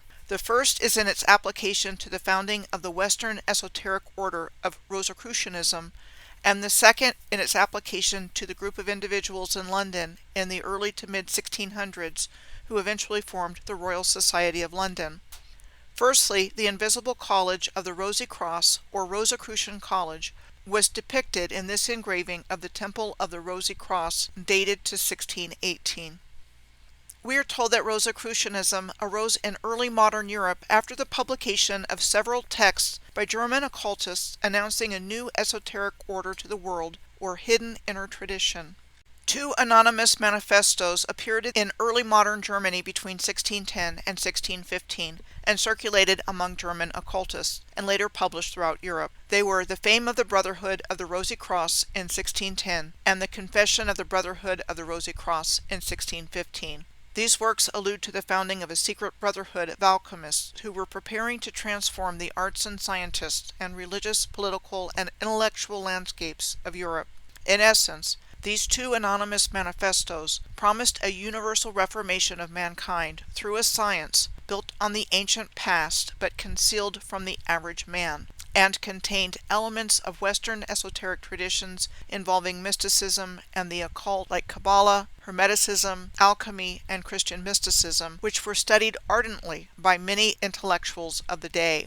This information on the formation of the Western esoteric order of Rosicrucianism ties directly back into the previously mentioned establishment of Quakerism by George Fox in London in the mid-1600s, and the connections to Quakerism of German occultists like the Van Helmonts, who practiced the Paracelsian alchemical philosophy of medicine and were interested in the Kabbalah of the Jewish mystical tradition. And some of the other names that come up in connection with either influencing Rosicrucianism or being influenced by it are names we've already seen, like those of the occultist John Dee and his devotee Elias Ashmole. Rosicrucianism was symbolized by the Rosy Cross. The Latin phrase sub rosa, or under the rose, relates to an association with secrecy or confidentiality. The Rose Garden Historic District in San Jose, California, includes the Rosicrucian Egyptian Museum and Planetarium and Rosicrucian headquarters. Rosicrucian Park was established in 1927 by Harvey Spencer Lewis, the founder of the ancient and mystical order Rosicrucius, or Amorc, in the United States, and its first imperator. Rosicrucian Park hosts several things: an Egyptian museum that is devoted to ancient Egypt and houses the largest collection of Egyptian artifacts and antiquities on exhibit in Western North America, the Rosicrucian Planetarium with its Moorish architecture, the Rosicrucian Park Peace Garden, characterized as authentic to the 18th dynasty of ancient Egypt and based on the remains of Akhenaten's city of Amarna. And Rosicrucian Park is the headquarters of the English Grand Lodge for the Americas of the ancient mystical order Rosicrucius. The ancient and mystical order Rosicrucius was one of the offshoots of Rosicrucians of the 17th century. So what do its members focus on? From what I can find out about them, they study the ancient mysteries of the universe, focusing a great deal of attention on the world of the ancient Egyptians. Another offshoot was the Hermetic Order of the Golden Dawn, a secret society devoted to the study of occult Hermeticism and metaphysics that originated in the late 19th century. Called a magical order, it was active in Great Britain, and its focus included theurgy, which refers to the ritual practices involved in the summoning of spirits. Among other esoteric movements, Thelema was influenced by the Hermetic Order of the Golden Dawn and was founded by Aleister Crowley in the early 1900s. Crowley claimed that when he was honeymooning with his wife Rose Kelly in Cairo, Egypt, he was contacted by a disembodied entity named Aiwass, who provided him with the Book of the Law, which became the basis for Thelema, and Crowley identified himself as a prophet of a new era of spiritual development for humanity. The basic tenet of the Book of the Law and Thelema is, "Do what thou wilt shall be the whole of the law." In other words, you can do anything you want without guilt, no matter how bad it is or how much it hurts others. Secondly, I would like to address the Invisible College and its application to an informal group of individuals in London in the early to mid-1600s, which predated the Royal Society of London. This informal group did not belong to a formal institution and referred to itself as an invisible college due to their geographic proximity, regular meetings based on shared scientific interests, and correspondence by way of letters. Their common theme was to acquire knowledge through experimental investigation, and much of their practical work involved chemistry. This invisible college included Robert Boyle, Sir Christopher Wren, and Benjamin Worsley. Among other things, Robert Boyle was a physicist, alchemist, and chemist, and one of the pioneers of modern experimental scientific method. Boyle was considered the first modern chemist, and, as such, one of the founders of modern chemistry. In our historical narrative, Sir Christopher Wren was an English architect, astronomer, mathematician, and physicist, and one of the most highly acclaimed architects in the history of England. More on Sir Christopher Wren in a moment.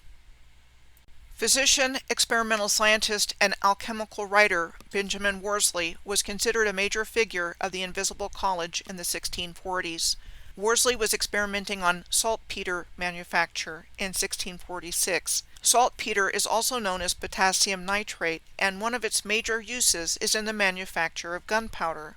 I suspect the group of men working informally through the various invisible colleges of that time period in our historical narrative were involved in reformulating ancient alchemical principles and practices for harmful purposes instead of beneficial ones. Like as seen with the evolution of the DuPont family's chemical empire, Éloigère Irénée DuPont, a chemist and industrialist, founded the E.I. DuPont de Nemours and Company, initially to manufacture gunpowder and explosives in 1802. Over the course of its history, DuPont diversified into the broader chemical industry and today makes a broad array of industrial chemicals, synthetic fibers, petroleum-based fuels, and lubricants, among many other chemical applications. DuPont's slogans have included "Better things for better living through chemistry" and "The miracles of science." Yet the DuPont chemical empire has been plagued by a worldwide history of environmental contamination from its chemicals.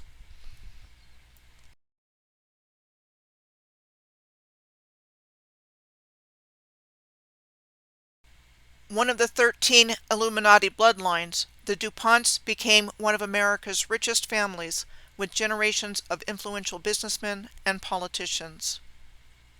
As previously mentioned, the Invisible College in London predated the formation of the Royal Society of London, which we are told was established by a royal charter issued by King Charles II in 1660, and founding fellows of the Royal Society included Elias Ashmole and Sir Christopher Wren. Elias Ashmole was the first English speculative Freemason initiated in 1646, and Sir Christopher Wren was also an early Freemason prior to the establishment of the Premier Grand Lodge of England in 1717. The meaning of the Royal Society's motto, Nullius in verba, means take nobody's word for it, while on one hand, take nobody's word for it could certainly mean testing through scientific experimentation. On the other hand, another meaning would be not to blindly accept what we are told, and to encourage people to do their own research and think for themselves. The Great Plague of London took place between 1665 and 1666. We are told that this was the last major epidemic of bubonic plague to take place in England, and that it killed 100,000 people in 18 months. In the poorer parts of London, people lived in filth and squalor at the time, living in overcrowded tenements with no sanitation and open drains. Around the same time the Great Plague was happening in our historical narrative, in September of 1666, the Great Fire of London swept through central parts of London and gutted the medieval city of London. The homes of 70,000 inhabitants out of the 80,000 inhabitants that lived there were destroyed. Quite interestingly, it did not reach the aristocratic districts of Westminster and Whitehall. Sir Christopher Wren was credited with rebuilding much of London after the Great Fire. On the left side of his portrait, you can see what looks like what could be a windowsill, or could be the faint outlines of a building. Phantom buildings were quite common in the portraits of famous people of the day. Here's another example of many where portraits of certain individuals in our historical narrative had other things painted faintly in the background as a way of telling us without telling us. There was a fantastical looking cityscape with tall buildings painted behind the curtains in the background of this official portrait from the 1950s of Queen Elizabeth II and Prince Philip. We are told that Sir Christopher Wren was commissioned after the Great Fire of London in 1666 to rebuild 51 replacement churches of 88 that were destroyed in the fire, as well as St. Paul's Cathedral, located at the highest point in the city of London and said to have been completed in 1710. St. Paul's Cathedral on the left bears a close resemblance to the United States Capitol building on the right, the original building for which was said to have been completed in 1826. We are told that Sir Isaac Newton had been developing his theory of gravity as far back as 1665, and that in 1666 Newton famously observed the falling apple, upon which he develops his foundational law that gravity is universal and must also apply to the orbit of the moon around the earth, and then to all objects on earth. While it is not known with absolute certainty if Sir Isaac Newton was an initiated Freemason, Newton was president of the Royal Society when the Premier Grand Lodge of England was established in 1717, when he was 74. The Cestui Act was passed in 1666 by the British Parliament after the 1665 Great Plague and the 1666 Great Fire in London. This subrogated the rights of men and women, meaning all were declared dead or lost at sea. The government took custody of everybody and their property into a trust, and the state became the trustee, holding all titles to people and property until a living person comes back to reclaim those titles.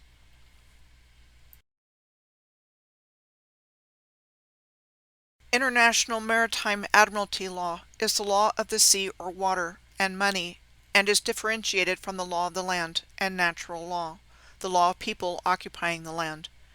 Admiralty law is the law that governs navigation and shipping.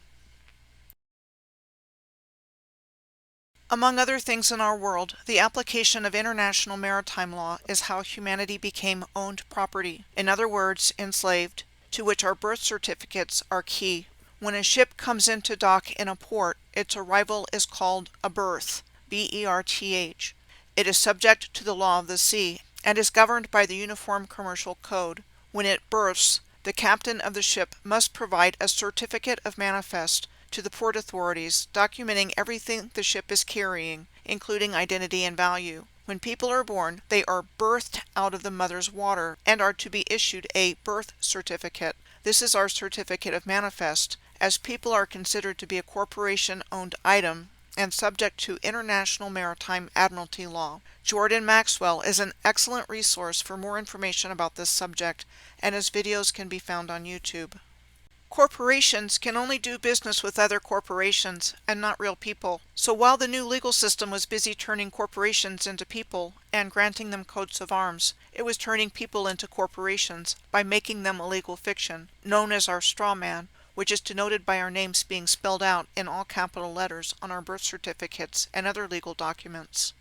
This is known as capitis diminutio maxima in Roman law, and signifies the most comprehensive loss of status that occurs when a person's condition was changed from freedom to bondage. It swept away all rights of citizenship and family rights. The terms of master and servant, bondage, and of master and slave started entering the legal and philosophical worlds. One example of this comes from Tapping Reeve, the founder of the first independent law school established in America for reading law in Connecticut, and a Chief Justice of the Connecticut Supreme Court, published a book in 1816 that was titled The Law of Baron and Femme, of Parent and Child, Guardian and Ward, Master and Servant, and of the Powers of the Court of Chancery, with an essay on the terms heir, heirs, and heirs of the body. This became the premier American treatise on family law for much of the 19th century, with revisions and republication in 1846, 1867, and 1888. If you break down the meaning of his unusual name as actual words in English, tapping can be defined as to exploit or draw a supply from a resource, and reeve as administrator, attendant, curator, agent, director, foreman, and the list goes on. Another example of that was from Georg Wilhelm Friedrich Hegel, a German philosopher who lived between 1770 and 1831. Hegel's major work, The Phenomenology of Spirit, was published in 1810, and in this work he traced the formation of self-consciousness through history and the importance of other people. One of the subsections in the self-consciousness chapter of this book is titled Independent and Dependent Self-Consciousness, Lordship and Bondage. The common name for this passage is the master-slave dialectic. The passage described an encounter between what are two distinct self-conscious beings, with each becoming aware of the other. Self-consciousness forms as a result of the dialectic, or movement, of recognizing each other. This movement takes the form of a struggle to the death between the two self-conscious beings, in which one masters the other, only to find out that the lordship or mastery is not possible, because the bondsman, or slave, in this state is not free to offer it. This passage is a key element in Hegel's philosophical system and influenced later philosophers. So far, around the year 1666, we have seen the Great Plague and the Great Fire of London and the Cestui Act of Parliament, which declared all men and women as dead or lost at sea. Other things that happened according to our historical timeline was that in 1666, Sabbatai Zevi, a Jewish mystic and Kabbalist, was proclaimed Messiah by Nathan of Gaza. Sabbatai Zevi and his follower Jacob Frank brought Sabbatean Frankism to the world. Then in 1667, John Milton's poem Paradise Lost was published. In Paradise Lost, as mentioned previously, newly banished fallen angels organized, and Satan volunteered to corrupt the newly created earth and God's new and most favored creation, mankind. Satan goes to the Garden of Eden and convinces Eve by duplicity to eat of the fruit of the tree of knowledge of good and evil, which directly led to their expulsion from the Garden of Eden. I think this was the original disclosure about what has taken place here. Paradise was lost, and we were brought to the corrupted, inverted world we live in today. It is interesting to note the spelling of the verb to die in the poem Paradise Lost. Referring to death is spelled dye, D-Y-E, the verb for a substance used to color something, including but not limited to cloth. After their fall, the Son of God tells Adam and Eve about God's judgment. Before their fall, the Father foretells their treason, and that man, with his whole posterity, must die. Die he, or justice must, unless for him some other able and as willing pay the rigid satisfaction, death for death. Interesting to note that dyes for coloring cloth went from being obtained from natural sources to being primarily synthetically sourced, starting in the mid-1800s. A year after Milton's Paradise Lost was published in 1667, John Amos Comenius, a Czech philosopher and theologian who is considered by some to have been the father of modern education, published the Via Lucis in 1668. In the Via Lucis, Comenius outlined his recommendations for the improvement of humanity through pansophy, or all-encompassing knowledge into one amalgamation of all sciences through a union of knowledge of alchemy and magic with divine wisdom. Comenius advocated for a new world language for scholars from all nations to take place in this global reform, and a Collegium Lucis, or College of Light, based in London to coordinate all of this activity to overcome the world's misery, ignorance, confusion, and war. Now let's return to the subject of cloth as a silent player in the unfolding of what has taken place here, and in the occulting of the New World Order timeline. Like the previously seen mercers, who were cloth merchants, haberdashers as well are connected to the clothing business. In Britain, haberdashers sell small items for sewing, dressmaking, and knitting, and in the United States they sell men's clothing, including suits, shirts, and ties. We are told the Haberdashers' Company received its first royal charter in 1448. Interesting to note that the Haberdashers' Company maintains a strong tradition of supporting schools, primarily boys' schools and girls' schools. Milliners, also known as hatters, make hats. They are included in the Worshipful Company of Felt Makers. The felt makers, or makers of felt hats, were incorporated by letters patent granted by King James in 1604. Felt is a textile made by matting, condensing, and pressing fibers together, whether natural fibers or synthetic fibers, and as mentioned previously, mercury was used in the making of felt hats in the 19th century, causing a high rate of mercury poisoning in those workers. This also leads to the human slavery-based economic system of the fields and the mills set up by the colonizers, both in terms of physical bondage, workhouses, and wage slavery. By 1825, cotton was Britain's biggest import, primarily from American cotton fields, and Lancashire was a dominant force in the British economy with its cotton industry, where the raw cotton was turned into thread and fabrics in a factory-based production line, with the advent of the Industrial Revolution in this industry, and marked the birth of the British working class. It is significant to note that unless certified by the Global Organic Textile Standard, or GOTS, cotton fabrics are known to contain chemicals like ammonia, heavy metal-based dyes, formaldehyde, flame retardants, petroleum scours, and softeners. This was a new slavery-based system in all of its forms that was brought in to benefit the very few at the expense of everyone and everything else. Papal bulls issued by the popes of the Roman Catholic Church functioned much like the previously mentioned royal charters issued through royal prerogative and the divine right of kings as a way of providing justification for everything those behind the New World Order were doing in the way of land grabs and the enslavement of and the egregious violation of humanity. A papal bull is an official public decree letters patent, or charter issued by the Pope of the Catholic Church and named after the leaden seal, or bulla, used to authenticate it. First of all, let's start with the Unum Sanctum Papal Bull, which in our narrative was issued by Pope Boniface VIII in 1302.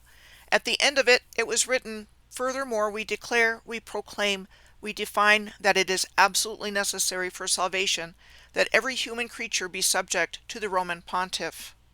Other papal bulls that set the stage for the creation of the New World were the 1452 Dum Diversas and 1455 Romanus Pontifex of Pope Nicholas V and the 1493 Intra Cetera of Pope Alexander VI. The 1452 Dum Diversas papal bull of Pope Nicholas V granted the Crown of Portugal full and free permission to invade, search out, capture, and subjugate unbelievers and enemies of Christ wherever they may be, and to reduce their persons into perpetual slavery. His 1455 Romanus Pontifex papal bull was a follow-up to the Dum Diversas, confirming the Crown of Portugal's dominion over all lands discovered or conquered during the Age of Discovery, encouraging the seizure of the lands of the Saracens, pagans, and other enemies of Christ, and repeated the earlier bull's permission for the enslavement of such peoples. In 1493, Pope Alexander VI issued the Intra Cetera bull, which essentially authorized the grab of the lands of the indigenous Moorish Empire. Among other things, the bull assigned to Castile the exclusive right to acquire territory, to trade in, or even approach the lands laying west of the meridian, situated 100 leagues west of the Azores and Cape Verde Islands, except for any lands actually possessed by any other Christian prince beyond this meridian prior to Christmas of 1492.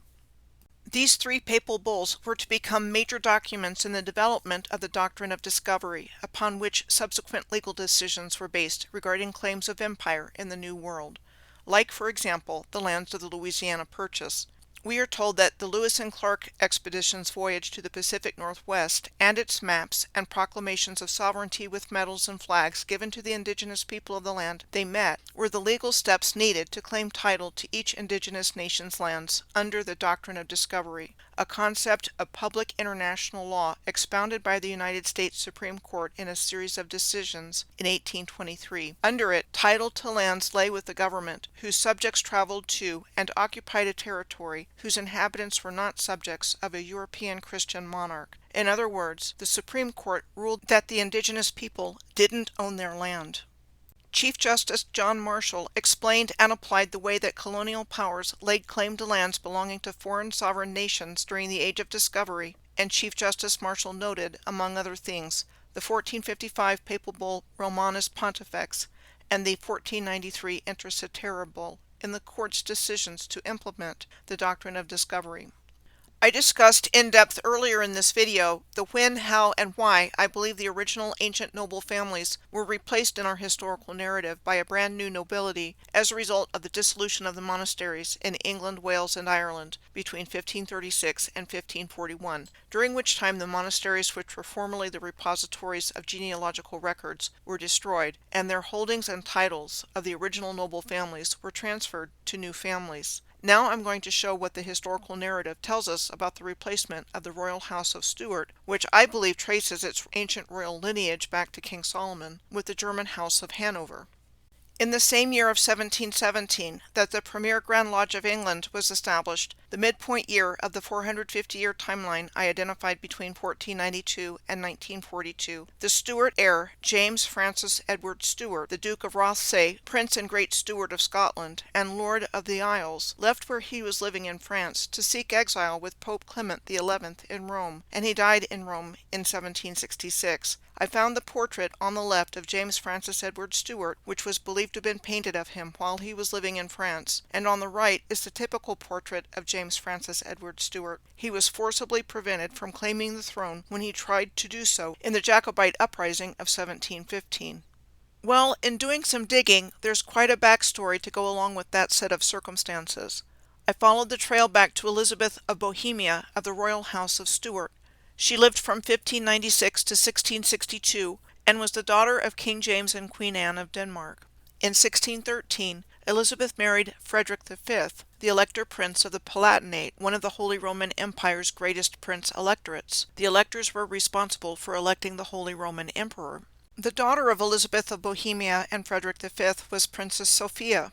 Princess Sophia was the founder of the Hanoverian line of British monarchs, and through her mother a descendant of the House of Stuart.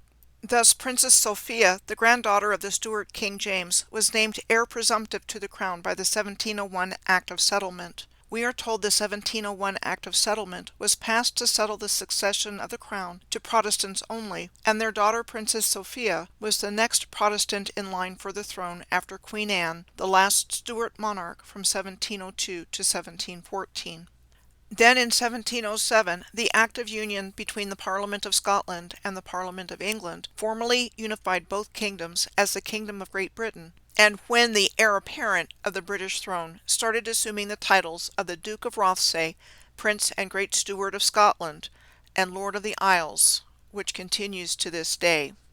With regards to Princess Sophia of Hanover and the 1701 Act of Settlement naming her as heir presumptive to the throne, she unfortunately died on June 8th of 1714, almost 2 months before the death of Queen Anne, the last Stuart monarch, who died on August 1st of 1714. So Princess Sophia's son became King George I on August 1st of 1714, establishing the House of Hanover as the new British royal house, with her Stuart bloodline to legitimize it. The last monarch of the House of Hanover was Queen Victoria, and where the obscure German lineage of the House of Saxe-Coburg and Gotha, through the previously mentioned Duke Francis of Saxe-Coburg-Saalfeld, got inserted into this royal bloodline.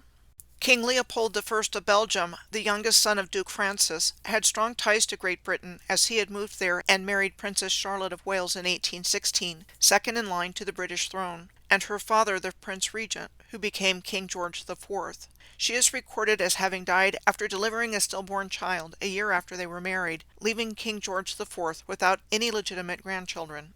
Baron Stockmar of Coburg was the personal physician of Leopold I at the time of his marriage to Princess Charlotte, and after her untimely death, stayed on as his private secretary, comptroller of the household, and political advisor, and later a very important and influential advisor of Victoria and Albert. King George III's son, the Prince Regent George's brother, Prince Edward, ended up proposing to Leopold I's older sister Victoria of Saxe-Coburg-Saalfeld, who were the parents of the future Queen Victoria. Through Queen Victoria and Prince Albert, who were first cousins, the House of Saxe-Coburg and Gotha continued to seed the new royal houses of Europe, so Queen Victoria was a direct descendant not only of Duke Francis of Saxe-Coburg-Saalfeld, but also of King James through his granddaughter Sophia of Hanover. This one obscure German ducal line ended up taking over the whole shebang. Then on July 17th of 1917, during the reign of King George V, the name of the royal house was changed to Windsor from Saxe-Coburg and Gotha, for the stated reason of anti-German sentiment generated by World War I. What I'm seeing in my research is that the reign of the British Queen Victoria of the House of Saxe-Coburg and Gotha between 1837 and 1901 was a major time of reset and staging of the New World and its new systems that were put in place for world domination and control. Alice's Adventures in Wonderland was first published during the Victorian era in 1865 by Lewis Carroll. It is a favorite book of those who have occulted our timeline, and there seems to be encoded information about what has taken place here in a book characterized as belonging in the genres of literary nonsense and fantasy. Of particular interest is the head symbolism of the Hatter, as well as the beheading fetish of the Queen of Hearts. First, the character of the Hatter.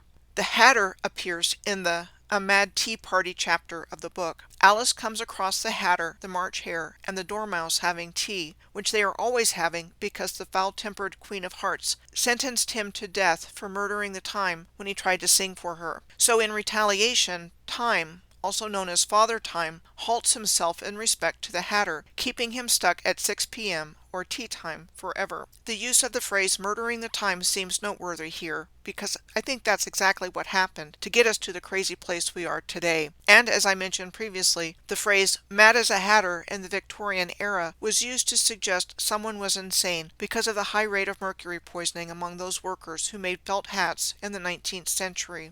Lewis Carroll's character of the Queen of Hearts was a childish, bad-tempered monarch who was the Queen of Hearts card from a pack of playing cards, and along with her King of Hearts playing card husband, ruled the lands of the story. Every time the Queen became frustrated, which was frequently, she would say, "Off with his, her, their head." Though in the story, The King of Hearts quietly pardoned everyone. The Queen still instilled fear in her subjects. Between the madness caused by things like mercury poisoning and actually beheading people, there seemed to be a concerted effort on the part of the parasitic colonizers to either create a very low-functioning individual or to completely remove the head and crown chakra from the body and our direct connection with our Creator and each other. Chakras are the energy centers of spiritual power in the human body. The occulted system in which we have been living strives to keep us stuck in the lower aspects of our lower chakras of root, need for security instead of groundedness, sacral, sexuality instead of creativity, and solar/personal will, doubt instead of confidence, instead of cultivating our higher chakras of heart, compassion, throat, voice and expression, third eye, intuition, and crown, connection with our higher selves. It is still possible to come into awareness of this knowledge, but it is much harder to do so because we have to find it on our own in a world where this information has been removed as much as possible from our collective awareness. The original advanced civilization on Earth was learning how to raise Kundalini energy from the base of the spine at the root chakra up to the crown chakra. This breastplate of what was identified as an Italian suit of armor depicts what appears to be Kundalini rising in the form of serpents to connect with wings at the crown chakra. Compare the example of the armor breastplate in the center with the winged head of the Morphin family crest on the top left, the snakes and winged head of the Trinacria, the symbol of Sicily, on the top right, the image of Pallas Athena on the bottom left, holding a staff entwined by a single serpent, which is the same symbol as the rod of Asclepius, and wearing a plumed helmet, and the god Mercury on the right with a winged helmet, feet, and holding his staff with two intertwined serpents, with the wing shape at the top, the caduceus which we saw previously. Today both the rod of Asclepius and the caduceus are associated with the modern medical establishment. And does it make sense that beautifully decorated suits of armor like these were used for bodily protection in armed conflict as we have always been taught, given that the original worldwide civilization was highly advanced, highly accomplished, and highly integrated? Were these beautiful suits of armor in actuality functional free energy or enhancement of human ability devices? I do seriously question what we are told about who the original Templars were, also known as the Order of the Temple of Solomon. We are told it was a Catholic military order recognized in 1139 AD by Pope Innocent II's papal bull Omne Datum Optimum. I personally believe there's a lot of information missing from the historical record about who the Templars really were and about what their actual historical association with the Temple of Solomon was, like maybe being Moorish knights and masons instead of Catholic military knights. Whatever the truth was about the Templars, there is simply not information available in the written historical record to make a connection directly to the Moors. But there is indirect information available in the written historical record to make a connection to the Moors as knights, like, for example, the legend of King Arthur and the Knights of the Round Table. Moorish masonry has 360 degrees as opposed to the 33 degrees of the Scottish Rite of Western Freemasonry. Could King Arthur and the Knights of the Round Table been an allegory for King Solomon and the Knights of the Temple of Solomon? What are some clues that support my contention that knights were originally Moorish masons and or connected to King Solomon, or an idealized king? Here are some pieces of the puzzle that appear to point in that direction. We are told that Sir Thomas Malory's La Mort d'Arthur, or The Death of Arthur, was first published in Middle English, the precursor to early modern English, in 1485. So there is the French word for death right in the title, sounding a lot like the word Moor. In it, King Arthur battled his son by his sister, Mordred, and they ended up killing each other, both patricide and filicide, and another Moor sound. Le Mort d'Arthur was considered the last major work on the Arthurian legend to be produced in the Middle Ages and the only Arthurian text in Middle English to recount the entire story of King Arthur's life and death, and like Osiris, was prophesied to return and rule once again. Camelot was the name of the castle and court associated with King Arthur, called the fantastic capital of Arthur's realm and the symbol of the Arthurian world. Knighthood was associated with the code of chivalry, a moral system of things like ethics, piety, and manners, to create an embodiment of honor and nobility. The literary figure of King Arthur was associated with courtly chivalry, justice, and rightful kingship, and it is speculated that he was based on a historical person, though this is not known. And as mentioned earlier, Osiris, like King Arthur, was connected with righteous kingship and the rule of Maat, a goddess and the personification of justice, truth, balance, and order. King Solomon was known for his wisdom, wealth, and power, for being the last king of a unified Israel and Judah, and the builder of the first temple of Jerusalem. King Solomon's descendant, Jesus Christ, through the house of David, the central figure of Christianity as the Son of God and believed to be the Messiah, or Christ, prophesied in the Old Testament, which refers to him being a savior or liberator of a group of people. The master teacher Jesus Christ was cruelly crucified, resurrected, and ascended to heaven, and prophesied to return for a millennial reign on the earth as a king after a time of tribulation, when all nations live in peace under his rule. The earth will be returned to its original glory, and Satan will be bound and unable to deceive or influence people. It is also believed by some that the millennial reign has already happened, and that we are currently in the short season of Satan, which makes sense to me. There are very similar themes going on here, with the prophecy of a righteous kingship and rule being restored after a period of great evil. Christ consciousness is higher consciousness, which is an elevated way of thinking and living as exemplified by the life and teaching of Jesus Christ, and characterized by love, compassion, wisdom, and recognition of one's divine potential. And it is my belief that the original humans of this ancient, advanced, Moorish Atlantean civilization were functioning collectively in this higher consciousness until it was destroyed and taken over by low-vibrational, satanic, and demonic parasites who need and steal our energy to survive and thrive, and this is why our world is filled with misery, suffering, and pain. In the Arthurian legend cycle, there was at least one Moorish knight by the name of Sir Morian, the Moorish son of one of King Arthur's knights, Sir Aglovale, to be found in a Middle Dutch publication from the 13th century in what was called the Lancelot compilation. Morian's father, Aglovale, had traveled through Moorish lands while searching for Lancelot and fallen in love with a beautiful princess. He had to leave her on his quest to find Lancelot prior to the birth of their son. Years later, the already accomplished super knight Morian went on a search to find his father, and goes on a series of adventures with other knights until he finally found his father, and Aglovale returns to the land of the Moors to marry Morian's mother and win back her rightful lands. Sir Thomas Moore, another Moor sound in the historical narrative, first published his book Utopia in Latin in 1516, and it was later published in English in 1551. Its full title was Of a Republic's Best State and of the New Island Utopia, about a fictional island society and its customs. Though Moore described it in his book as a little true book, the island of Utopia was placed in the New World. In our historical narrative, Sir Thomas More served King Henry VIII as Lord High Chancellor of England from October of 1529 to May of 1532.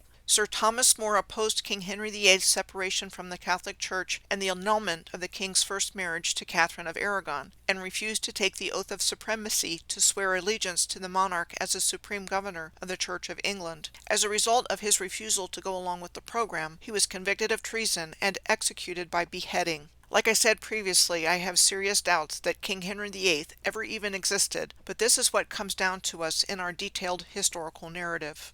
When I was looking for information on early masks, I came across a reference in Wikipedia to the Mask of Indian and China Knights, which has also been called the Mask of the Orient Knights. What we are told about it is that it was unpublished. While there is no surviving text of it, it was described in a letter written by Dudley Carleton, 1st Viscount Dorchester, and an English art collector, diplomat, and Secretary of State in our narrative. The information available to find is that it was performed at Hampton Court on January 1st of 1604 to mark the return of the royal households to London after an outbreak of plague. The general theme of the masque was a visit of knights from distant lands to the new Stuart court in England. We are told the representation of a Chinese magician in the masque described an imagined country that, from Carleton's report, seemed to be a kind of fictionalized utopia.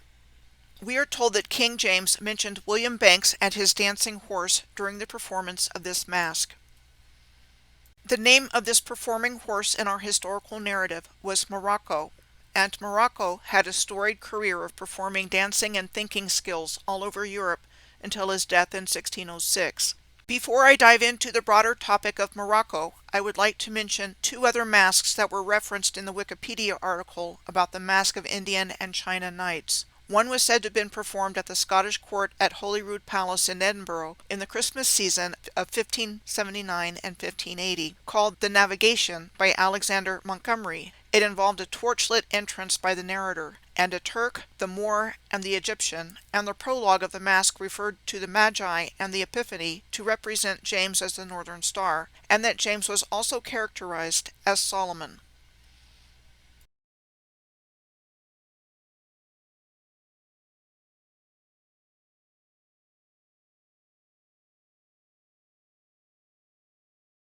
The Northern Star, or North Star, is one of the names for Polaris, or pole star. Polaris is famous for appearing to stand still in the night sky while the northern sky moves around it. The other masque that was referenced in the Wikipedia article was one that celebrated the baptism of James VI of Scotland in 1566. In it, Indian Nereids, which were sea nymphs, used compasses to navigate their way to the royal residence of Stirling Castle in Scotland by following the Great Bear from the New World, and it further says the Indian knights from the Hampton Court Masque of 1604 may have represented indigenous peoples of the Americas. The Great Bear is another name for the constellation in the northern sky of Ursa Major, also known as the Big Dipper, which is contrasted with the nearby Ursa Minor, also known as the Little Dipper. Polaris, the pole star or North Star, is in the constellation of Ursa Minor. As a matter of fact, Polaris is visible from the location of the compass meridian stones in Frederick, Maryland, and these two stones have been measured to align with the north. Frederick is 49 miles or 79 kilometers northwest of Washington. The compass meridian stones are located on opposite sides of the lawn of the old courthouse, which is now the City Hall, and established as a north-south baseline in Maryland that surveyors used to annually check for variations in their compasses here and were required to report them to the clerk of the court to register them.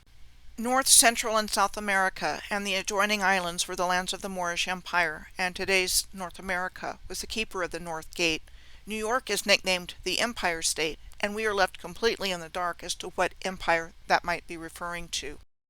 Families of the parasites descended on New York City as their main base from the beginning of their colonization, like the Astors, with the German-born John Jacob Astor immigrating to America in 1783, right after the American Revolutionary War in our historical narrative, and who landed in New York City in 1785, and proceeded to become the first multimillionaire businessman in the United States, from things like real estate investment, as well as the fur trade, and the opium smuggling trade. I have placed stars at both the Atlantic northeast coast of the United States and the approximate location of New York City, as well as the location of the country of Morocco in northwest Africa. I put arrows to show where a visual case can be made that the coastlines of the east coast of the Americas and of the west coast of Europe and Africa would match up if you were to slide them back together into place. I have researched places in New York and New Jersey extensively, and there are countless examples of obviously Moorish architecture either are not with us today in their original form, or no longer with us at all, which is the larger category by far, like the examples I gave earlier of the historic trolley amusement parks of western Coney Island. Examples that come to mind in Atlantic City, New Jersey, include the Steel Pier. The Steel Pier was said to have been built by the Steel Pier Company that first opened in June of 1898 as an amusement park built on a pier. Called the Showplace of the Nation, it was one of the most popular entertainment venues in the United States for 70 years. The Steel Pier continues to operate as an amusement park to this day, but without the original infrastructure. Other examples of the original Moorish-style architecture in Atlantic City included the Marlborough Blenheim Hotel, which was said to have been built between 1902 and 1906 and demolished in October of 1978. Also the Hotel Windsor, about which I can't find any information to speak of, but presumably long gone. The only information we are allowed to have today about our history is what has been approved by the establishment. So we have to find the truth by other means, since the historical narrative is a set of lies agreed upon. In my mind, the primary culprits behind the revision of our history were the Jesuits and the Freemasons, but there certainly could have been other Catholic orders and secret societies involved in this grand deception of mind-boggling scale. All of the infrastructure on Earth is perfectly aligned geometrically to each other and to the heavens from ancient to modern times. And our official historical narrative in no way comes even close to explaining this perfection, instead explaining everything in our world away as random occurrences. I have been studying this subject for a long time, and I have documented my extensive findings of this from tracking cities and places in alignment since June of 2018. I compiled some of my findings several years ago in this video, Ancient and Modern Evidence for the Perfect Alignment of Heaven and Earth Worldwide. Let's take a look at what our modern scientific paradigm tells us to explain the world in which we live. One of the bedrock foundations of modern science is the work of Sir Charles Lyell. Sir Charles Lyell was said to have demonstrated the power of known natural causes in explaining Earth's history. In his books, The Principles of Geology, published in 3 volumes between 1830 and 1833, he presented the idea that the Earth was shaped by the same natural processes that are still operating today at similar intensities, and as such, a proponent of uniformitarianism, a gradualistic view of natural laws and processes occurring at the same rate now as they have always done. This theory was in contrast to catastrophism, or the theory that Earth has been shaped by sudden, short-lived, violent events of a worldwide nature. As a result of Lyell's work, the glacial theory gained acceptance between 1839 and 1846, and we are told during that time, scientists started to recognize the existence of ice ages, and due to this day, Sir Charles Lyell's books on uniformitarianism and ice ages in geology became the only accepted model taught by academia, and in so doing provides the perfect cover for things like megaliths and megalithic stone structures in North America by calling them glacial erratics from the last ice age. Glacial erratics are defined as rocks that have been moved by glaciers and deposited in new locations, often far from where they originated. So, for example, what's called a glacial erratic in North America is called a dolmen in many other places around the world. Dolmens are defined as prehistoric monuments of 2 or more upright stones supporting a horizontal stone slab and thought to be a tomb by those seeking to explain them. Balanced rock in North Salem, New York on the left is categorized as a glacial erratic, and the Proleak dolmen is found in Ireland on the right.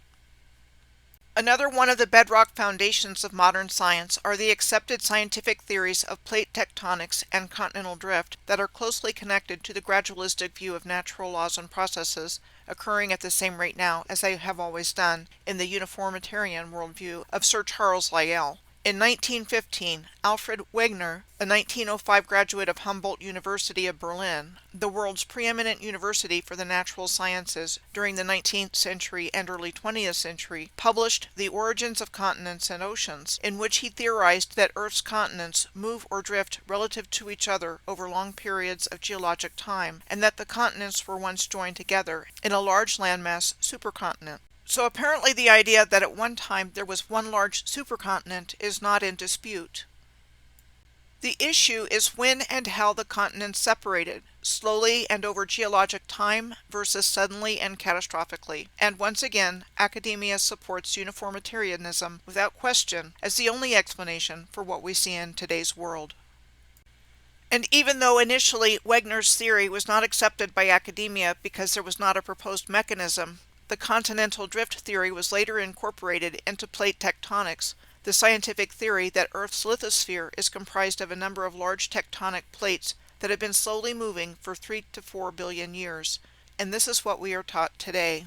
The same concept of uniformitarianism, in which the Earth has been shaped by the same natural processes that are still operating today at similar intensities at the same rate now as they have always done, has been applied to the formation of deserts, dunes, and wetlands. For example, the Sahara Desert. At one time, not only did the Sahara Desert have a fertile savanna-type ecosystem supporting a wide and varied wildlife population like these life-size giraffes carved in rock there, the region now called the Sahara Desert had great forests, including but not limited to oak, elm, alder, juniper, and pine.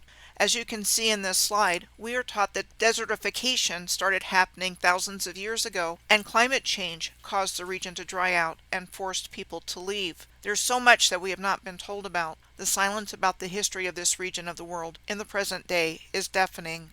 This is a good place to bring up desertification of certain places around the world, just like the Sahara Desert, in which lands look like they've been destroyed. Desert living is described as characterized by harsh conditions like extreme temperatures, the scarcity of water, and limited vegetation. Was the desertification around the world the result of natural processes over time, as we've been taught in school? Or did something happen to cause it all of a sudden that we haven't been told about? Continuing on with the example of the Sahara Desert in North Africa, this place looks absolutely devastated. The Eye of the Sahara in this region of western North Africa is in central Mauritania and is visible from space. The desert sands in this Google Earth screenshot look like they are flowing downward, like a river of sand. The Eye of the Sahara, also known as the Richat structure, is described as a geological formation that resembles an enormous bullseye. It is highly symmetrical and measures 25 miles or 40 kilometers in diameter. 3 nested rings dip outwards from the center of the structure and are all equidistant from the center. Some have speculated that this configuration matches that of Atlantis as described by Plato. If it is a man-made structure and not natural as many want us to believe, why does it look melted? The Eye of the Sahara resembles Lop Noor, an ancient salt lake in the Taklamakan Desert in the southeastern portion of the Uyghur Autonomous Region of Xinjiang in China. Lop Noor was the location where the Chinese nuclear weapons test base had 4 nuclear testing zones, starting in 1959, with H-bomb detonation in 1967, until 1996, with 45 nuclear tests conducted. France began its nuclear testing program in the Western Sahara Desert in Regane, Algeria between 1960 and 1961, right before Algeria's independence from France in 1962. They conducted 4 atmospheric nuclear tests which contaminated the Sahara Desert with plutonium, negatively impacting those who live here to this day, not only Regane, but far beyond. Altogether, between 1960 and 1966, a total of 17 nuclear tests were conducted in the Regane district of Algeria. Next, it is interesting to note that there is a town and region in Tunisia named Tataouine. The word the town and region is named for was said to have meant springs. The region is known for its underground dwellings of the Berber inhabitants. Tataouine in Tunisia was the inspiration for the desert planet of Tatooine in Star Wars, and was actually a filming location for Tatooine in the movie. Out of curiosity, since there seems to be quite a bit of disclosure happening in Hollywood movies, I looked up how Tatooine in Star Wars became a desert planet. As related in the history of Star Wars, once upon a time, Tatooine was a thriving world with twin suns, where its advanced people lived peacefully in gleaming cities alongside blue seas. But it was invaded by the Rakatan Infinite Empire, who enslaved the inhabitants. Though Tatooine's inhabitants were able eventually to drive the Rakata off their world after a virulent plague weakened the invaders, the Rakata retaliated with an orbital bombardment that glassed the surface of the planet and boiled off its oceans, with the glass becoming sand in time. This description seems to fit what we are looking at here, and with the extensive damage found across the surface of the Earth, multiple causes of the destruction of the Earth's grid system from directed energy attacks makes a lot of sense to me to explain the world we find ourselves living in today that is far from our original evolutionary path and advanced civilization on Earth. The Wadi Mazab Valley in Gardaya province of Algeria has been a UNESCO World Heritage Site since 1982. It is located approximately 450 miles or 715 kilometers northeast of the Regane district where the nuclear testing was conducted. The cities of Wadi Mazab Valley are 7 in number, with 5 built close together and 2 lying further out. Gardaya is upstream of the 4 other cities that form what is called the Pentapole and is the commercial capital of the Mazab. Taking a look at the Pleiades, the 7 cities of the UNESCO World Heritage Site of the Wadi Mazab Valley looks like it is a terrestrial star map of the Pleiades, also known as the 7 Sisters. I delved into the history of Mauritania to see what I could find out about what we are told in the historical record we have been given. We are told that Mauritania was the Latin name for a region in the ancient Maghreb. It stretched from central present-day Algeria westward to the Atlantic, covering northern Morocco, and southward to the Atlas Mountains. We are told that the native inhabitants of Mauritania were semi-nomadic pastoralists of Berber ancestry, and known to the Romans as Maori or Moors. The term Barbary Coast and or Barbaria was said to have been used by Europeans from the 16th century to the early 19th century to refer to this region. The iron ore trains of Mauritania are some of the longest, if not the longest, in the world, at 1.6 miles or 2.5 kilometers long.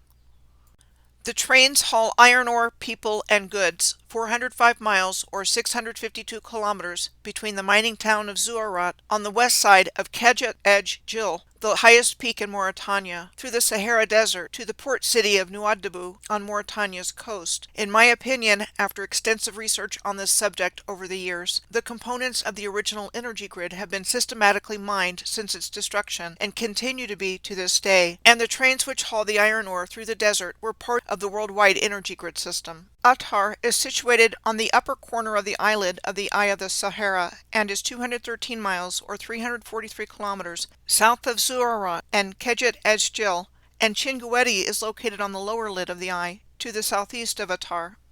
Chinguetti is called the Holy City of the Sahara and venerated as one of the most holy cities of Islam. Chinguetti has some of the world's oldest surviving copies of Qurans and other documents. Then there's Wadane, situated pretty darn close to the eyeball of the Eye of the Sahara, what was once considered one of Africa's key trading posts and a UNESCO World Heritage Site today. It is largely in ruins, though there is a settlement of people still living there outside the gates. I noticed the Bank d'Arguin National Park on the coast, another UNESCO World Heritage Site located north of Nouakchott, the capital of Mauritania, and went there to take a look, and found out that it is a vast expanse of wetlands that covers 1/3 of Mauritania's entire coastline. The island of Arguin in the Bay of Arguin was the first thing I noticed when I looked at Google Earth. The interesting thing about Arguin, part of the national park, is that while there is not much going on there now, at one time there was a lot going on there, including a star fort, said to have been built by the Dutch, which doesn't appear to exist anymore. We are told that starting in 1443, it became part of the Portuguese Empire, and at different times over the centuries, it was part of the Dutch Empire, part of the territories and provinces of Prussia, and part of the French Overseas Empire. The shallows of the Bank d'Arguin National Park are said to be remnants of a vast river delta from a time when waters flowed from what is now the Sahara Desert, and many channels are clearly visible in this location. I believe places like these represent destroyed and sunken land that once held infrastructure and are found along coastlines worldwide. The Bank d'Arguin is a major breeding site for migratory birds, and its surrounding waters are some of the richest fishing waters in Western Africa, serving as nesting grounds for the region. The following are the main treaties and documents with regard to the Empire of Morocco and its lands in northwest Amexem and what became the United States of America. The 1787 Treaty of Peace and Friendship between Morocco and the United States of America established diplomatic and commercial relations between the two countries and became the first nation to recognize the United States. It remains the longest unbroken diplomatic relationship in United States history. It was signed in 1786 and ratified by Congress in 1787 and was to last 50 years. Why would this even have been the case if the Moors lost their power in 1492 with the fall of Granada in Spain, never to be heard from again in our historical narrative? And why isn't this common knowledge? The flag of Morocco prior to 1915 consisted of a plain red color and was referred to as the cherry tree. When I was first learning about the Moors between 2013 and 2016, one of the things I learned was that the famous myth about George Washington cutting down the cherry tree was actually an allegory for a turning point in the transformation of American government and the destruction and usurpation of Moorish existence for centuries to come. The 1789 letter from George Washington to the Emperor of Morocco, Sultan Sidi Muhammad, is on file at the National Archives founders.archives.gov webpage. It was George Washington finally responding over a year later to the Sultan's letter to him of August 17th of 1788, asking for the required payment for the use of the Moroccan lands, and this was after the end of the American Revolutionary War. In it, George Washington was basically saying, "We have no money to pay you because we just got done with this war, so we need you to be patient," and in which he stated things like, "The encouragement which your majesty has been pleased generously to give our commerce with your dominions, the punctuality with which you have caused the treaty with us to be observed, and the just and generous measures taken in the case of Captain Proctor, made a deep impression on the United States, and confirmed their respect for and attachment to your imperial majesty." The 1791 letter from George Washington to the new Emperor of Morocco is also on the founders.archives.gov webpage. George Washington addressed this letter to the present Emperor of Morocco, the son of the previous emperor, Sultan Sidi Muhammad, who had died in the interim. George Washington expressed his concern to the new Emperor of Morocco after he had received late notice of the death of the previous emperor because of the immense ocean that separated them from the more ancient nations of the earth. In this letter, George Washington basically sought to receive assurance of the same kind treatment and protection from the new emperor that the United States had from his late father, and to have his royal word that they may count on a due observance of the treaty which connects the two nations in friendship, which was a reference to the 1787 Treaty of Peace and Friendship. The 1836 Treaty of Peace and Friendship was signed in August of that year between the United States of America and the Alawid dynasty, the current rulers of Morocco in northwest Africa. This treaty was a permanent treaty between the two countries and is considered the oldest treaty of its kind in its history with foreign countries, on file with the United States Library of Congress. It resulted in the United States initially not recognizing the French protectorate in Morocco, which was the period of French colonial rule from 1912 until 1956. The United States finally recognized the French protectorate when it entered World War I on October 20th of 1917. More on the French protectorate in a moment. The 1880 Treaty of Madrid was a collection of agreements between Morocco, under the rule of Sultan Hassan I, the United States, and numerous European powers that was drafted during an international conference in Madrid that was held at the Sultan's request due to concerns about the abuses of the protégé system by France and Spain, which involved privileges for Moroccans employed by foreign governments. While it supported the independence of Morocco, it also supported an open-door trading with all countries. The 1880 Treaty of Madrid served to regulate and make European conquests of Moroccan territories official in the international community, giving them ownership of the Moroccan lands they had seized, the resources present on those lands, and settlement rights. Foreign officials living in Morocco were given the ability to employ Moroccans and enjoyed protections like not having to pay taxes. The Berlin Conference of 1884 and 1885 was organized by the German Chancellor Otto von Bismarck and regulated European colonization and trade in Africa during the new imperialism period, and coincided with Germany's sudden appearance as an imperial power. The outcome of the General Act of the Berlin Conference can be seen as the formalization of the scramble for Africa, also known as the Partition of Africa or the Conquest of Africa, and was the invasion, occupation, and division of African territory by European powers during the new imperialism period between 1884 and 1914, the year in which World War I started. The period of history known as New Imperialism is characterized as a period of colonial expansion by European powers, the United States and Japan, during the late 1800s and early 1900s. Quite sure this was a motive for the Berlin Conference. There was also a rich and proud heritage of Africa and its people that has been removed from the collective awareness, that was replaced with something quite different from what it originally was. Instead, the minds of generations of children have been programmed with images of Africa, like that of Tarzan, to shape their perceptions. In the same way that generations of children have been programmed to believe that Hollywood Westerns represent real history. The Algeciras Conference took place in Algeciras, Spain in 1906. It was convened in January of that year to find a solution to the first Moroccan crisis of 1905 between France and Germany, when France tried to establish a protectorate over the independent state of Morocco. The conflict arose because Germany was interested in enhancing its own prestige and not because it was trying to stop French expansion. France and Britain had signed the Entente Cordiale in 1904, in which, among other things, the two countries diplomatically recognized British authority over Egypt and French control in Morocco, with some Spanish concessions. What we are told is that the area called White City in London was farmland until it was used as the building site of the Franco-British exhibition, so named as a celebration of the 1904 Entente Cordiale between the two countries, with its Moorish-looking appearance like what we saw at the historic trolley amusement parks of Coney Island. We are told the chief architect of the White City buildings for the 1908 Franco-British exhibition was John Belcher, president of the Royal Institute of Architects from 1904 to 1906. In addition to the 20 palaces and 8 exhibition halls that were said to have been built expressly for the 1908 exhibition, there were a number of amusement attractions featured, including the Moorish-looking flip-flap ride, located in what was called the Elite Gardens. At any rate, the 1906 Act of Algeciras resulted from the Algeciras Conference, and it resolved the first Moroccan crisis by reaffirming the independence of the Sultan and confirming the integrity of the Sultan's domains. It also established economic equality for all nations in Morocco, while organizing the police and customs under international supervision.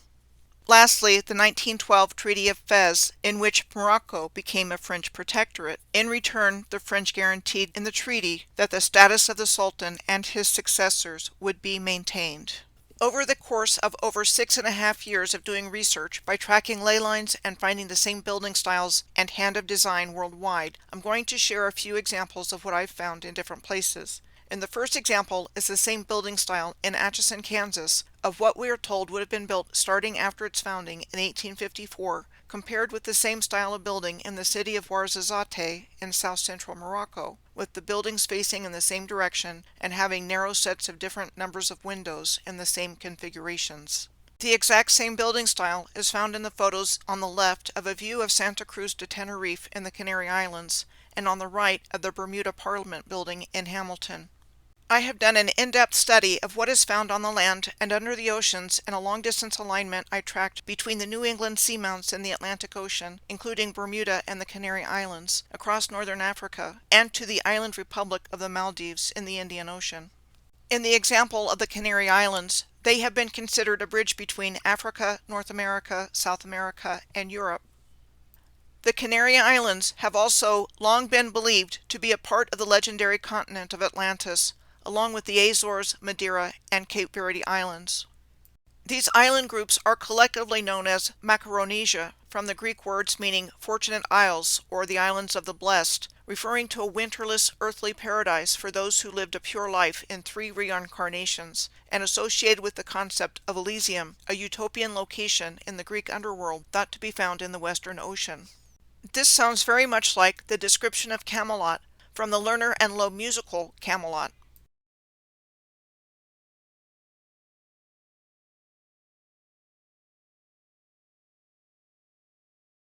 It is also interesting to note that there is also a connection of the legendary King Arthur being linked to the Ursa Major constellation of the Big Dipper, or Great Bear, and Arcturus, the brightest star in the Boötes constellation, with Arcturus being called the Bear Watcher, or the guardian of the Great Bear.